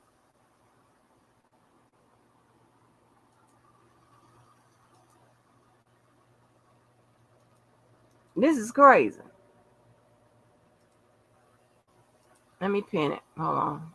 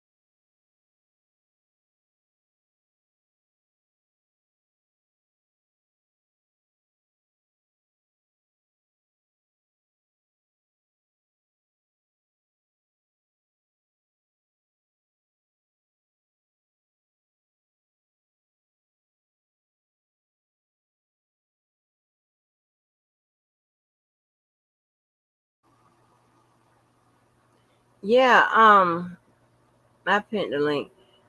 Let me see. It's some sad shit, especially when you have the world at your feet. Right. Do I believe it? I believe that some abuse happened. I believe that some abuse happened because it's too much. Listen, let me tell you. Let me tell you what I think. It's too much rumors about him, and he does a lot in Miami. Okay, I ain't never been no shit like that, but I done heard about some shit like that. Um, and I didn't want to. I heard his parties was off the chain. I'm talking about off the chain. But this is what, and and I give people too much credit. Let me tell you why I give too much credit. Because I'm thinking that the people that I know are there, that they're not going to be for a whole bunch of fuck shit, right? And they're going to leave immediately. And they ain't going to say, well, we had a good time at Diddy party. They ain't going to say that. They're not going to say that. So so I'm like, okay, well, maybe the things I've heard isn't, But for that beating and stuff like that, I believe that.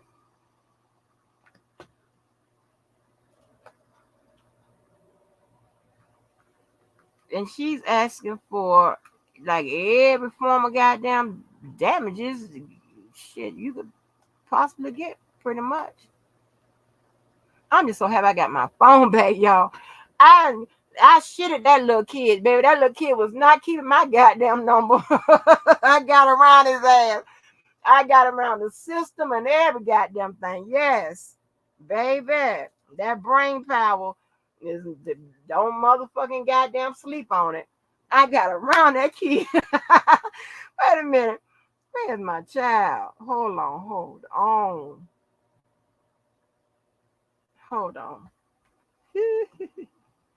Yeah, y'all. Tell me about it. Talk to me.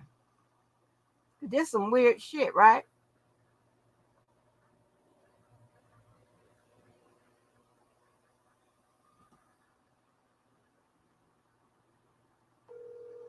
See if she gonna shit work or something.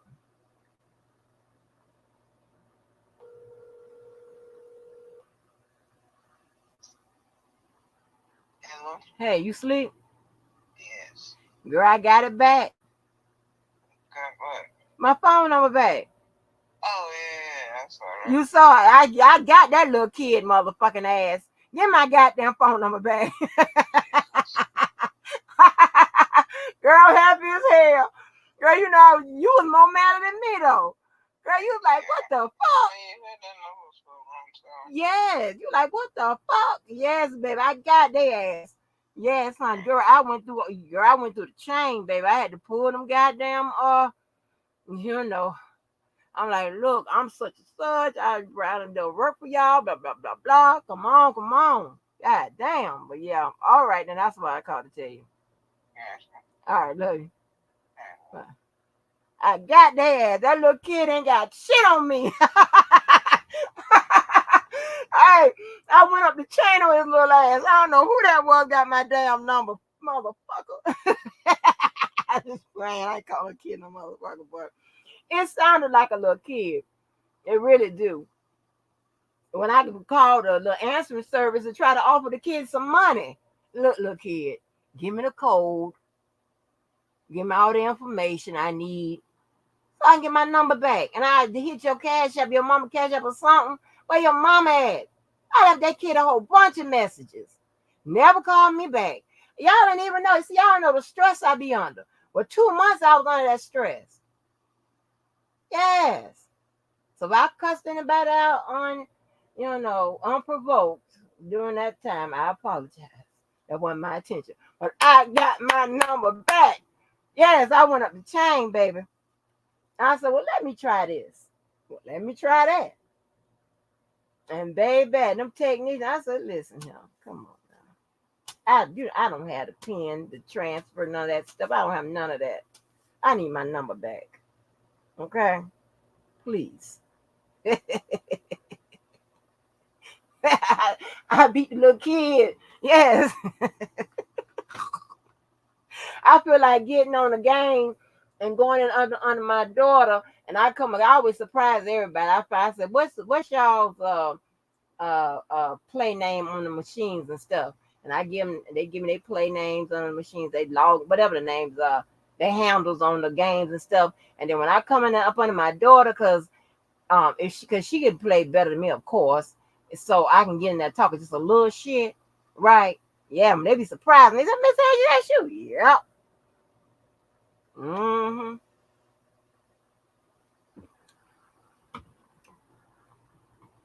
Yeah, I'm so happy though. Y'all just don't know. I was stressed the fuck out.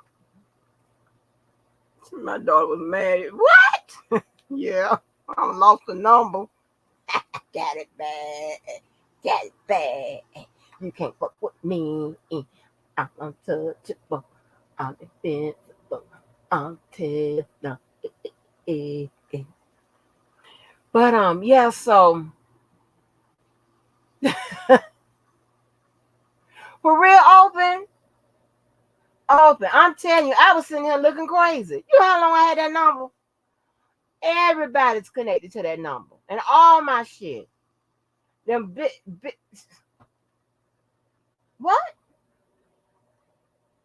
And I had to give them give some of them like this, another number, whatever, the people that I was, currently working with. But the other ones, they had both of them police numbers, right? So if they wouldn't get me on one, they get me on the other one. But yeah, but that's the one I got tied to everybody.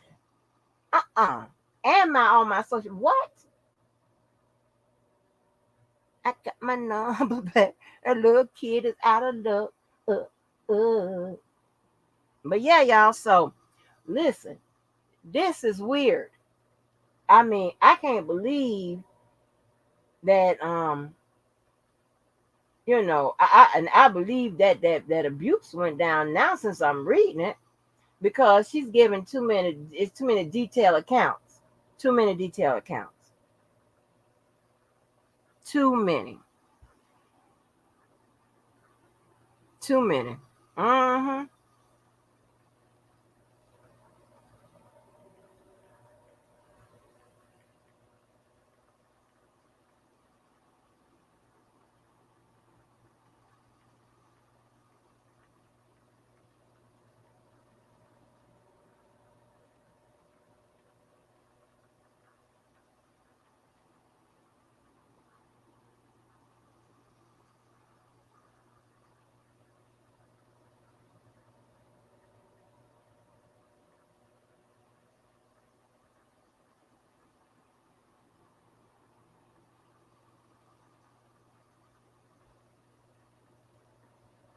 Yeah, so and in this situation, right? And so now we are venturing over in the civil realm, and this is good, right? Because it's two civil cases back to back. So they have to prove preponderance of the evidence, right? Okay, that's the standard there. Okay. Remember, I told you um, with civil, with criminal, the highest standard is what? What's the highest standard in criminal law?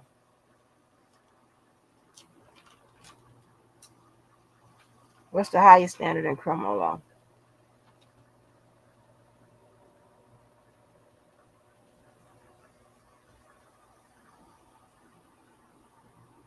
The highest standard in criminal law is beyond a reasonable doubt, right? The lowest standard is preponderance of the evidence. In the civil case, it's just preponderance of the evidence, right? Is the burden of proof, right? So, and all you have to demonstrate is that the allegations are more likely to happen than not. All right. That's how this is low like that. Okay. And evidence, some evidence that wouldn't be admissible on the criminal end would be admissible in civil court. So if we see him try to, like we can't assume guilt because somebody tries to settle a claim. But we can kind of say if he tries to settle this, you can assume there was some guilt, unless he knows that she don't have any record of anything she's alleging. And now the trick is going to be, how are you going to have have get like the record labels and all the other people, have them responsible too. That may be a little tricky, right? But I don't know, they'll determine the amount or whatever in court. But the trick is going to be to get the labels and the extra people that she attached to this claim, get them responsible. I can foresee, depending on their relationship with Puffy, I don't think he's really making them a whole lot of money right now. But depending on their relationship with Puffy, if they get sued, they might turn around and sue his ass. Okay, but this is wild. These FOs and shit. And he said, look for the people with the big penis. What? What you mean? Shit. What kind of freak shit is this? Cause see, now wait a minute. That right there may kind of venture into uh a little gayness. Because let me ask y'all this, right? And y'all have to excuse my naivete or whatever, because I don't give a fuck. And I have to ask questions that, I'm used to asking the hard questions. But so don't be shy with the answers. And men, if y'all in here, do y'all be looking for, when y'all be looking at this porn, y'all know I go to the links, the length, the distance to try to make somebody, normal and make it okay. So men, do y'all look at porn? Do y'all look for the people with the big penis? Is that normal? Are y'all just looking at the regular porn? Oh, ain't y'all looking at the girl? What the fuck is going? Yeah, I think the men looking at the girl because y'all visual. That's what I think is going. Yeah. Y'all are visual. You're looking at the girls because you're looking at the expression and all that shit. And I think what's coming on.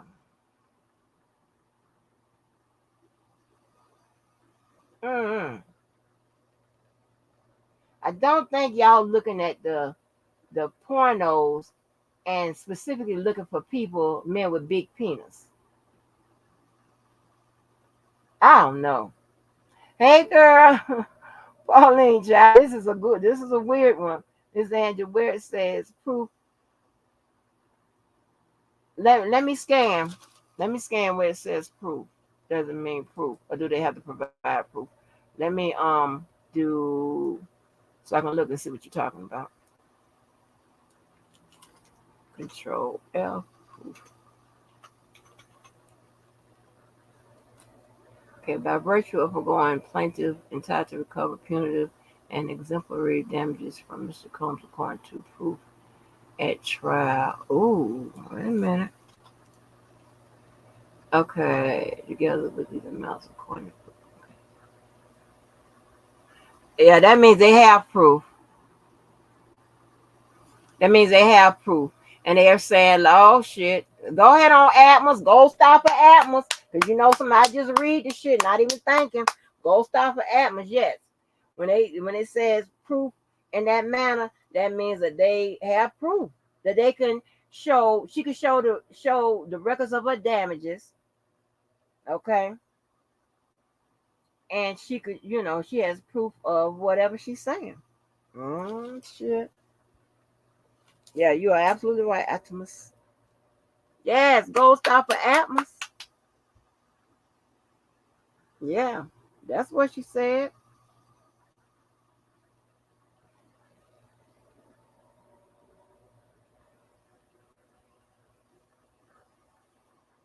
Mm-hmm. Ain't that some shit? That's some shit. As much as that motherfucking lady talk about anything I say over him, anything I post, she be posting up on her wall and she with her crazy stalker motherfucking ass. I'm talking about some shit she done post on her wall. She and the can't me and said pointed out. Bitch, some people can talk about your shit just like you can talk about our shit. Fuck you, motherfucker. If you don't like it, stop posting. Stop going live, simple bitch. Don't let me get back on your ass. Dumb motherfucker. Depict everything on that motherfucker. Weirdo. I want to let you motherfucking babysit a goddamn ant. Crazy motherfucker. Crazy. Probably looking at the computer all mad, looking ugly. That shit in the middle of your fucking head. And for the record, as long as my face is breaking out, doing all, I can't get no, put no motherfucking, uh, uh, uh, treatments and pull hair, all that shit off my face. Bitches, you crazy. To break it out even more? Crazy. Weird. All you motherfuckers are weird.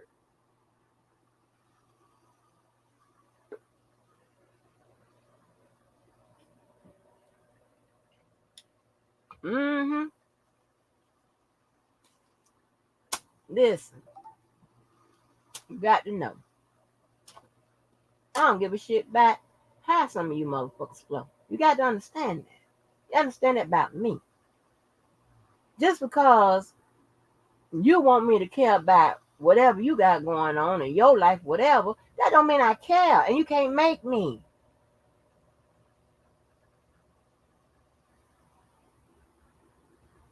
I can turn you off and on at any motherfucking time. I don't have attachment problems. I can detach real quick. Huh?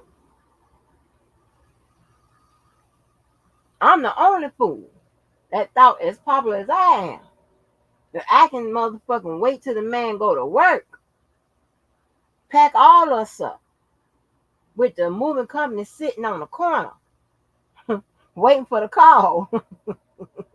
And the man worked right across the street, Lord. And I couldn't really pack nothing up. And then people said, let me tell you something. This is different. This is when you need black people. I usually don't deal with no white, no black movers. But this time I'm glad I did. Because white people were just,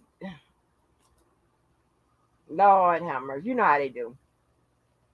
Ask too many questions and wouldn't even understood, wouldn't that follow the instructions and help a sister out. They wouldn't understand why they had to wait on the corner and wait for the car to leave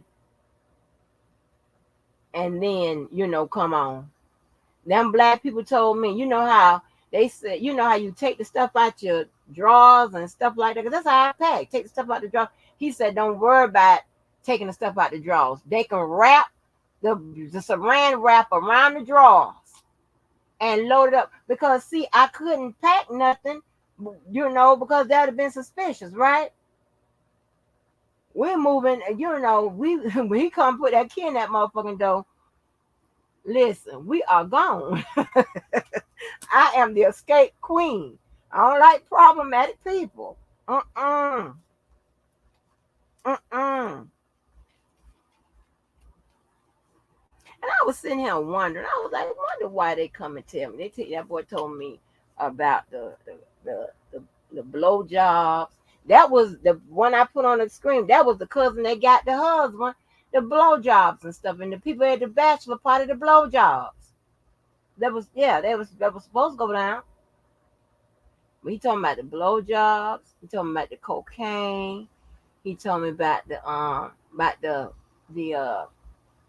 the counterfeit money. When University of Florida, I told you I made some money with University of Florida. But when University of Florida started selling that stuff, he told me and showed me. He said, I'm selling that stuff. I'm like, I'm getting out your house. Bye. They come and tell me. They know I ain't I don't say shit. I just say, okay, be safe. But yeah. I was thinking about the other day, they would come and tell me, baby, better. I have people be I can be sitting down somewhere and they come bare their soul to me. I'm like, oh Lord, I got one of them bare your soul to me type faces. But yeah, he did offer money. There's pictures. Stop where you get all this information from. Lord, Star got all the information.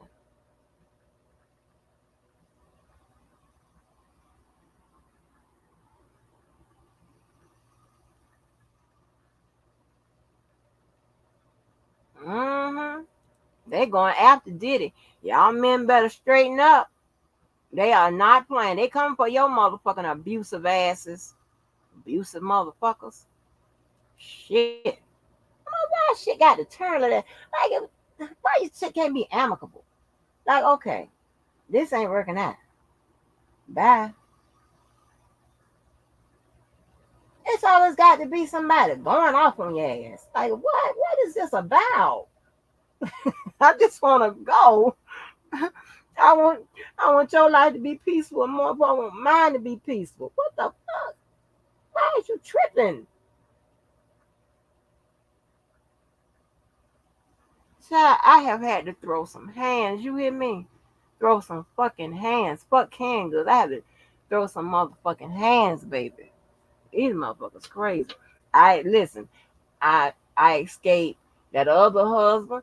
He ain't do nothing to me, whatever. But listen, I knew when he wasn't sure about his religion, but he landed on Muslim. I knew I couldn't live under Muslim principles. I had to what? Michael Jackson my way on out the motherfucker. Or I got to go. And you heard Ramon said that he was in the house with my mama talking, and me and Ramon was in a whole relationship, y'all.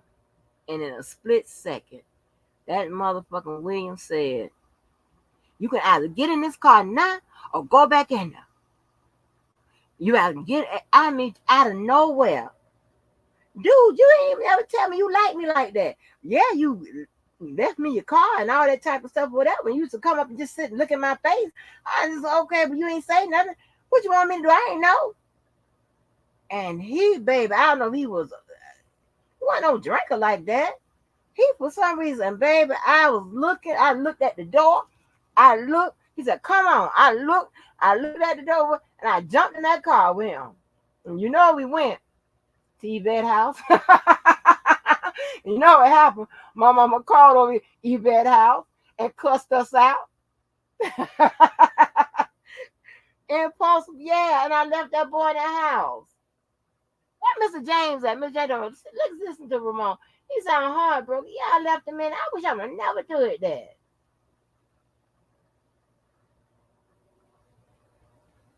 Yeah, he was too nice and sweet. He was too nice and sweet. But now, baby, I prefer nice and sweet.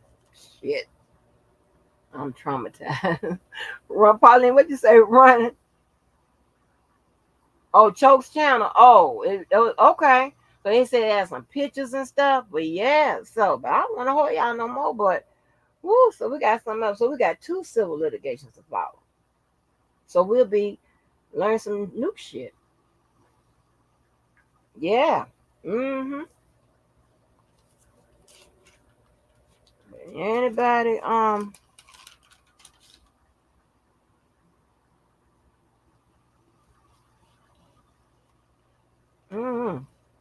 Do y'all notice? And not, now, most schools teach constitutional law, but not every school. I find that weird.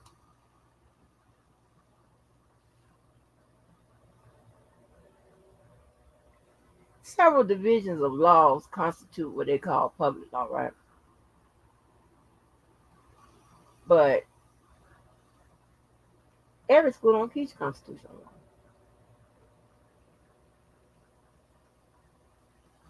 And you will forget those fucking amendments, especially if that is something your ass is teaching and your ass have to deal with.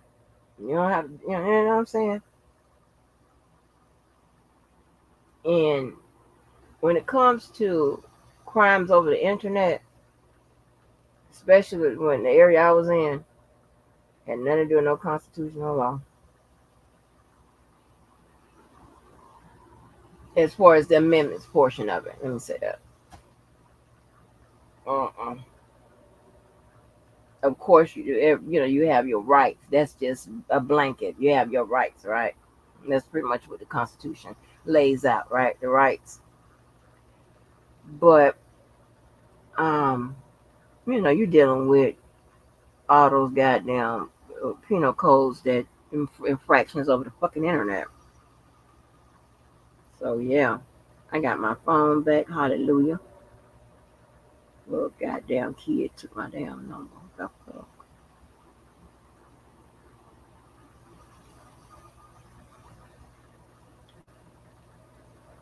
Now, do you think um do you think Diddy would get out of this?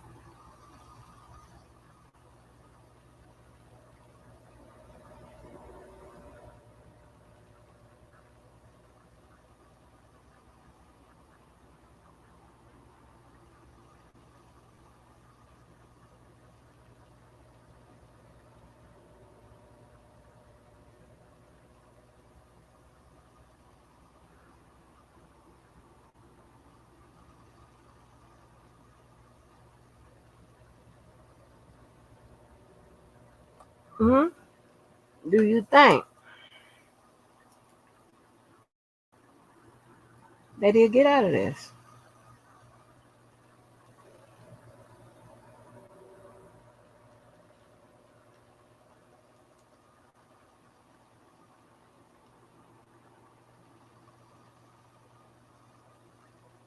Mm. She was pretty specific with a lot of this stuff.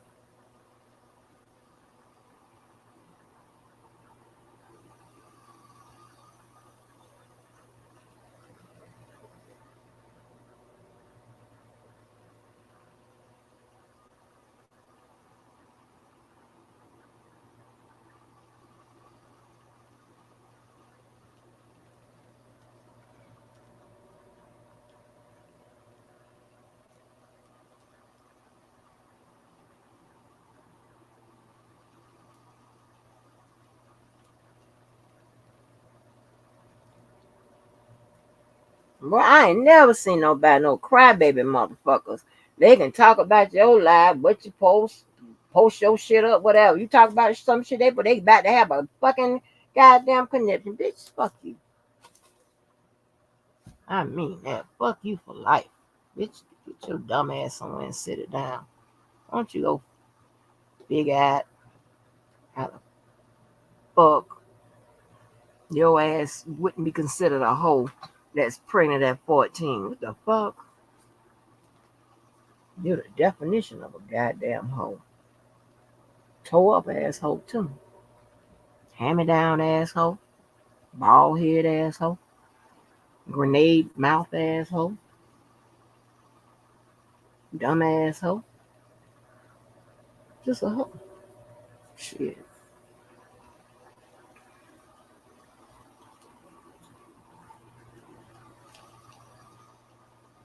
Mm. Y'all, I'm still working on whether or not I should get these shades. Oh my god. And here's the thing, right? Here's the thing. The Louis Vuitton shades I want. I ain't seen nobody with those on. And that's, I try to buy stuff I ain't never seen nobody with those on. But the other shades I want, they all sitting all on the nose of the housewives and everybody else in Hollywood. I'm like, oh, I'm trying to be good. I just don't want to pull that trigger. That trigger, baby. God damn. Woo, woo. Shit.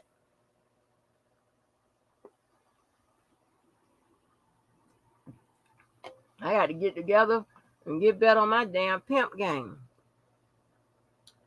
Let me close out with something. As we always close out with. To all my motherfucking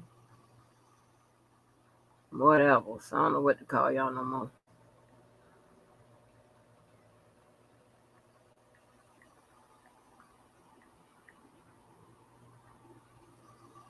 Sit down somewhere, honey.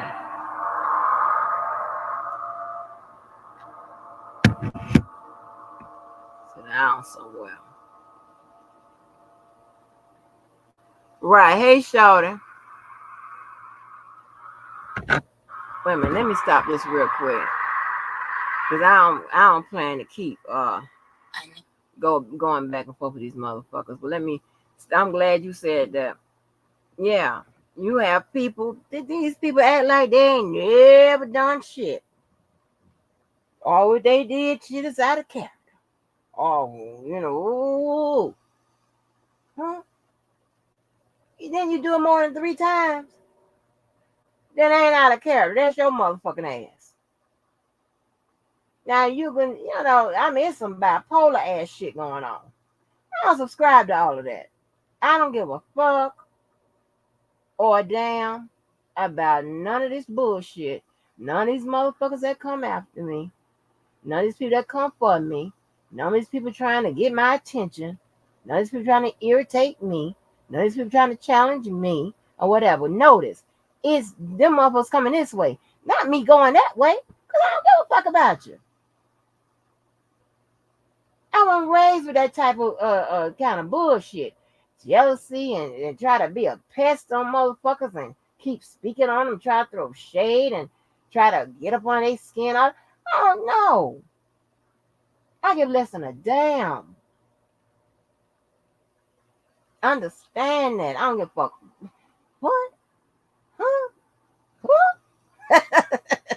Boy, I have to get that Floyd Mayweather laugh when Adrian Brown talking about Floyd got to see him. He want to challenge Floyd. Floyd did that laugh on him. That laugh he be doing like, huh? That's like Michelle talking shit about Beyonce, trying to come for Beyonce. What? All you do is just look back. Because that's what I'm doing, looking back. I ain't looking forward because you ain't in front of me. I'm looking back. The fuck? Only on this motherfucker would you experience that. That don't happen in real life. In real life, everybody know they pecking order. Everybody know that just where they place in life. Everybody knows that. Not on this motherfucker. What is that I put on the wall? I said delusions will tell you anything. And ego makes you think it's true. Huh? No. It's a dangerous game. These people play too many dangerous games or whatever. Like, what? It don't make sense to me. I mean, be out of nowhere. Then you got to got a battle with the continuous liars and shit. Everybody got time for that. And making up shit and putting shit together to make it seem like it's one way when it's the total opposite and all that bullshit. I got time to be battling with that bullshit. Believe what you want. But just know, if anytime I feel like saying something about a motherfucker fucking with me, either be shade or not, I'm going to say it. There's nothing you're going to do but say something back. Because you can always hit this motherfucking link. And if you feel that bad about what you're saying, say my motherfucking name. That's all I'm saying. I'll back the fuck up. And don't let everything you read on my wall think it applies to your motherfucking ass. And don't be no motherfucker that's always, and I'm told everybody this, all sitting, around amening and, sneak dissing and all that shit, whatever somebody say about somebody that puts your ass in it. That means you will get it too, because you're probably looking for it. I don't mind giving it to you. What you gonna do? The fuck? Y'all, I don't know what y'all think people scared of y'all. I don't know what it is. But baby, I'm in good shape to kick people's ass. And you know what? It never fails. I become like a heavyweight fighter. When I had to kick somebody, this the adrenaline. I got to go and kick your ass. I will tell you about your ass. Somehow, I get the goddamn B12 rush. Your ass. Leave it the fuck alone. I'm not thinking about you motherfuckers. Crazy. I got my number back too. I had number one motherfucking episode tonight. Bip, bip, bip, bip, bip, bip. The only thing I need to do is figure out how to stop losing weight. Bip, bip, bip, bip, bip, bip, bip. Bam. The fuck? And I got to figure out if I'm going to buy them shades. Bip, bip, bip, bip, bip.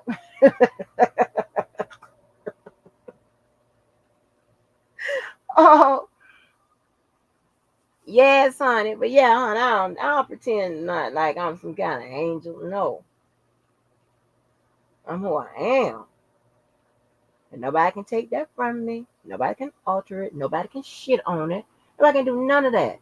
But sit up there and continue to try to compete with me or be me or comment me, whatever the fuck it is your problem. Remember, it's your problem. It ain't the other way around. It's your problem. I'm somewhere, you know. Yeah. Yeah. I ain't gonna tell y'all that. I ain't gonna tell y'all that. But I hope. It probably, I don't think it'll be a surprise. It won't be a surprise where you motherfuckers will be happy for a bitch. I know that. But I hope it will send some of these motherfuckers into the grave, to the YouTube grave, and die and shit. I hope I can do that for y'all soon. I hope. First, I gotta get off this mess. Gotta stop sweating about the head and the face. Get that done. Yes, we're on the schedule. So I might invite y'all somewhere. Mm-hmm.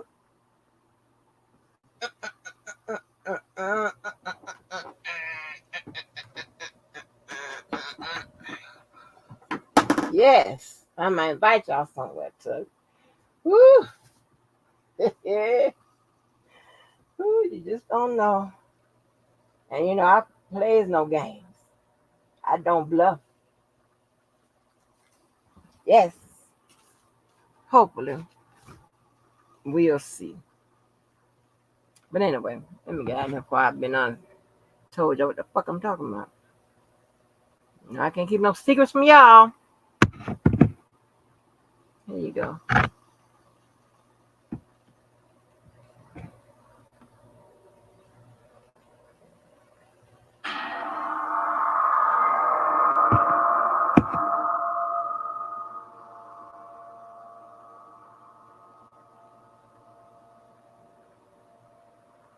Yeah, I need to learn the words to Chung Lee. It's to all you motherfuckers. I knew you'd come. Somehow I just knew you'd find me.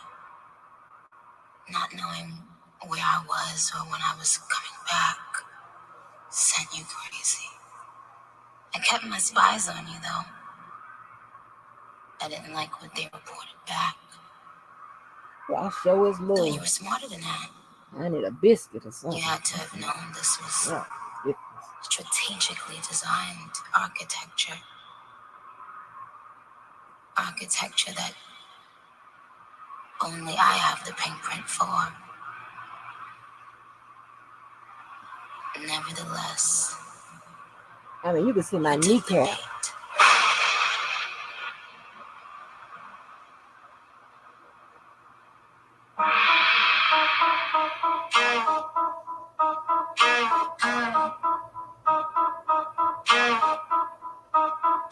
Hey yo, look like I'm going for a swim. Dunked on him, now I'm swinging off the rim. Bitch ain't coming off the bench, while I'm coming off the court fully belly drenched. Here goes some haterade, get your thirst quenched. Style doing them in this bird very trench. These birds copy every word, every inch. But gang got the hammer and the wrench. I pull up in that $250,000 off the lot. Oh, now she trying to be friends like I forgot. Show off my diamonds like it's signed by the rock. Ain't pushing out his baby's telly by the rock. Hey, yo, I been on. Bitch, you been con. Bentley tints on. Fendi prints on. I mean, I been storm. X-Men been storm. He keep on dialing Nicky like the Prince song. I been on. Bitch, you been con. Bentley tints on. Fendi prints on. Hey, yo, I been off. Laura been crop. Play say Chumley. Drop the Benz off. Oh, I get it. They painted me out to be the bad guy. But it's the last time you're gonna see a bad guy do the rap game like me. I went and caught the chopsticks. Put it in my bun just to pop shit. I'm always in the top shit. Box seats, bitch, fuck the gossip. How many of them could've did it with finesse? Now everybody like she really is the best. You played checkers, couldn't beat me playing chess. Now I'm about to turn around and beat my chest. Bitch is King Kong, yes, this King Kong. Bitch is King Kong, this is King Kong. Chinese ink on, Siamese links on. Call me 2 Chainz, name go ding dong. Bitch is King Kong, yes, I'm King Kong. This is King Kong, yes, Miss King Kong. In my kingdom, with my Tim's on. How many championships? What? 6 rings on. They need rappers like me. They need rappers like me. So they can get on their fucking keyboards and make me the bad guy, Chun-Li. Hey, yo, I been on. You been con. Bentley tints on. Fendi prints on. I mean, I been storm.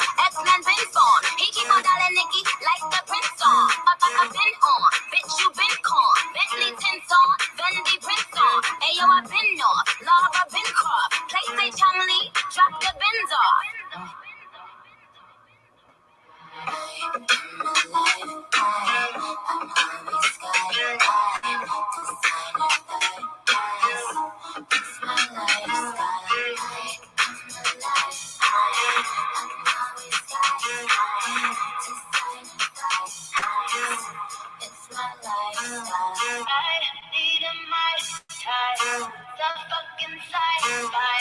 Give me the password to the fucking Wi-Fi.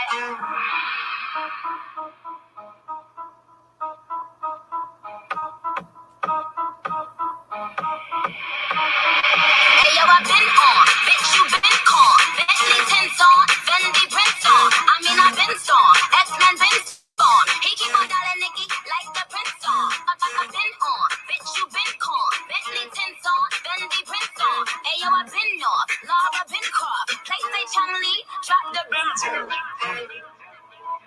This King Kong, yes, this King Kong. Bitch, this King Kong, this is King Kong. Chinese ink on, Siamese links on. Call me 2 Chainz, name no ding dong. Bitch, this King Kong, yes, I'm King Kong. This is King Kong, yes, Miss King Kong. In my kingdom, with my Tim's on. How many championships? What? 6 rings on.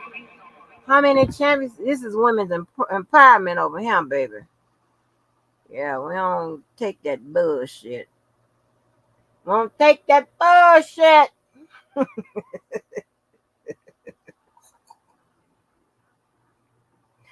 Ladies, I got to teach y'all how to carve y'all initials in your bullets. Yes. Listen, see, I was raised by strong women on both sides and strong men. They don't be with that. But however, the men were slightly scared of the women in my family on my mama's side. Yes. We don't play that bullshit. We will carve our initials in that bullet. Yes, on your ass. I got time for that bullshit. Um,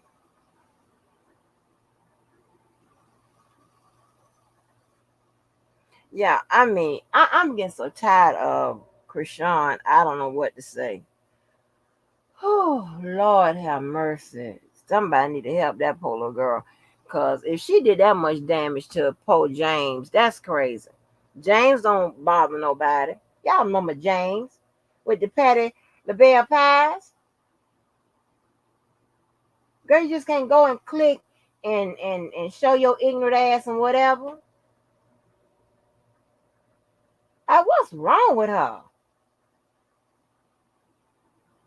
I had to do a little motherfucking training down there in that DMV. You know what I'm saying? I don't know. Shit. The fuck? They look different. I know they was a little different when I was there. They look different. Not bad, but a little different. Like all of them motherfuckers act like that in her family. Can you find one? I mean, you got a family of 10. 10 of y'all. Is one of y'all okay? Is one of y'all not ghetto? See, ghetto attract ghetto. See what I'm talking about? I don't do that. I don't hang with that. With the exception of the people that's in my family, blood or cuz, right? Okay, you ganging with me, I'm not talking about them people, whatever. But just new people, I don't gravitate to know people I don't know that's ghetto.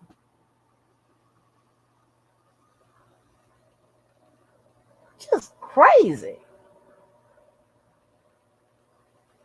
I don't know. I don't know. I would tell you about this boy named Aubrey. Oh Lord, I don't call the boy name on him. He was from that damn DMV. Sure was. Let me tell you. I don't know what was wrong with Aubrey. I don't know if Aubrey was gay or what. Y'all know how this goes. I'm gonna get on about him. But I liked Aubrey. Aubrey was so sweet and nice, just like I like. Sweet and nice. And so somehow I forgot how he ended up hanging with us or whatever. Because I think some kind of way, I don't know how, but I know we would just hang out at the club all the time. So of course, I got my gang on it. I'm like, I like him, whatever. He ain't making no move on nobody, none of us. So I was like, okay, I like him. So at the club, I used to be surrounded by, a bunch of guys or whatever, in your face, or somebody, gave you number two and all that type of shit, whatever. And they just be all over you like that, whatever. So I'm in there, and so he used to come in, and he'll stand there and stare, and then he'll shake his head like you got a whole bunch of dudes around you. So I was like, okay, I got with the gang, right? I said, okay. He don't like all them guys around me. That's why he ain't making no move. Cause I seem like, I'm hiding ass or something. So okay, I said, fuck this. I really like him, so I'm gonna go for it.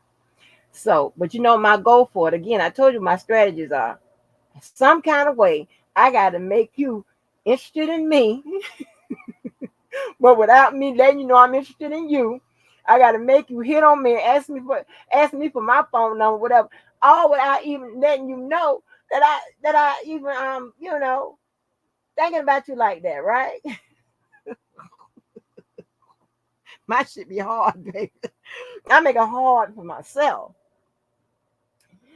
So anyway, and so I said, okay, I was telling him, I said, listen, we got to clear them out. We can't have to do that.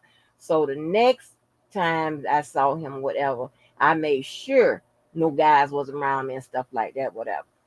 So we started, getting okay. Um, me and my friends, we started with the excuses to call him. Oh shit! But the excuses to call, did that, and you know, all kind of crazy shit. And then and so they would make sure that he would leave with us or whatever. And like I told you about that boardwalk, like that lovers lane, a different place of that, they will make sure that me, him, and I are walking together. This is a group thing. It takes a village. Okay? You got to get everybody involved. I don't give a fuck who it is. Get them involved. If that's what you want, get everybody involved. And so My motherfucking ass. So we walking and whatever. He kind of quiet. I'm quiet. So it wasn't much conversation. And then it created some moments where we kind of standing under the moonlight and just staring or whatever. And so I was like, yeah, I don't know if this nigga is gay or not. What the fuck is going on? This don't happen. The fuck? Nothing is working. So I'm sitting up here. I kept on. So the night before he was getting ready to go back to Virginia, I was like, fuck this. Um, we got kind of close. Nothing happened. No. That day, where I talked to him a long time, and then that night, um, I seen him, and they made sure that we was together, whatever. But nothing ain't happened, whatever. And I even wrote his ass. I sure did. Ain't no shame in my game. I wrote, not to say nothing like hitting on him or whatever, but I wrote him. I sure did. That was crazy. Like, is this nigga married? Is he gay? Like, what the fuck is going on? Cause this don't happen. He was never with no woman at no club. He was never with nobody, whatever. I like all that. That's my type. I swear. I don't know what that's the only one I wasn't able to get, y'all. That's my L story. If Yvette was on here, she'll tell you I couldn't get him. I had all kind of assistance. The fuck? Oh, girl, he was so black. Jesus Christ. Mm, mm, mm. Nice looking old boy. He's somewhere in that, and I done looked him up and all that type of stuff. Yeah, I can't find him though. I don't know what the fuck is going on though. I couldn't get him, y'all. I couldn't get him. But anyway, y'all, let me go. That's my story for tonight. See y'all later. Thanks for coming on through. Peace out.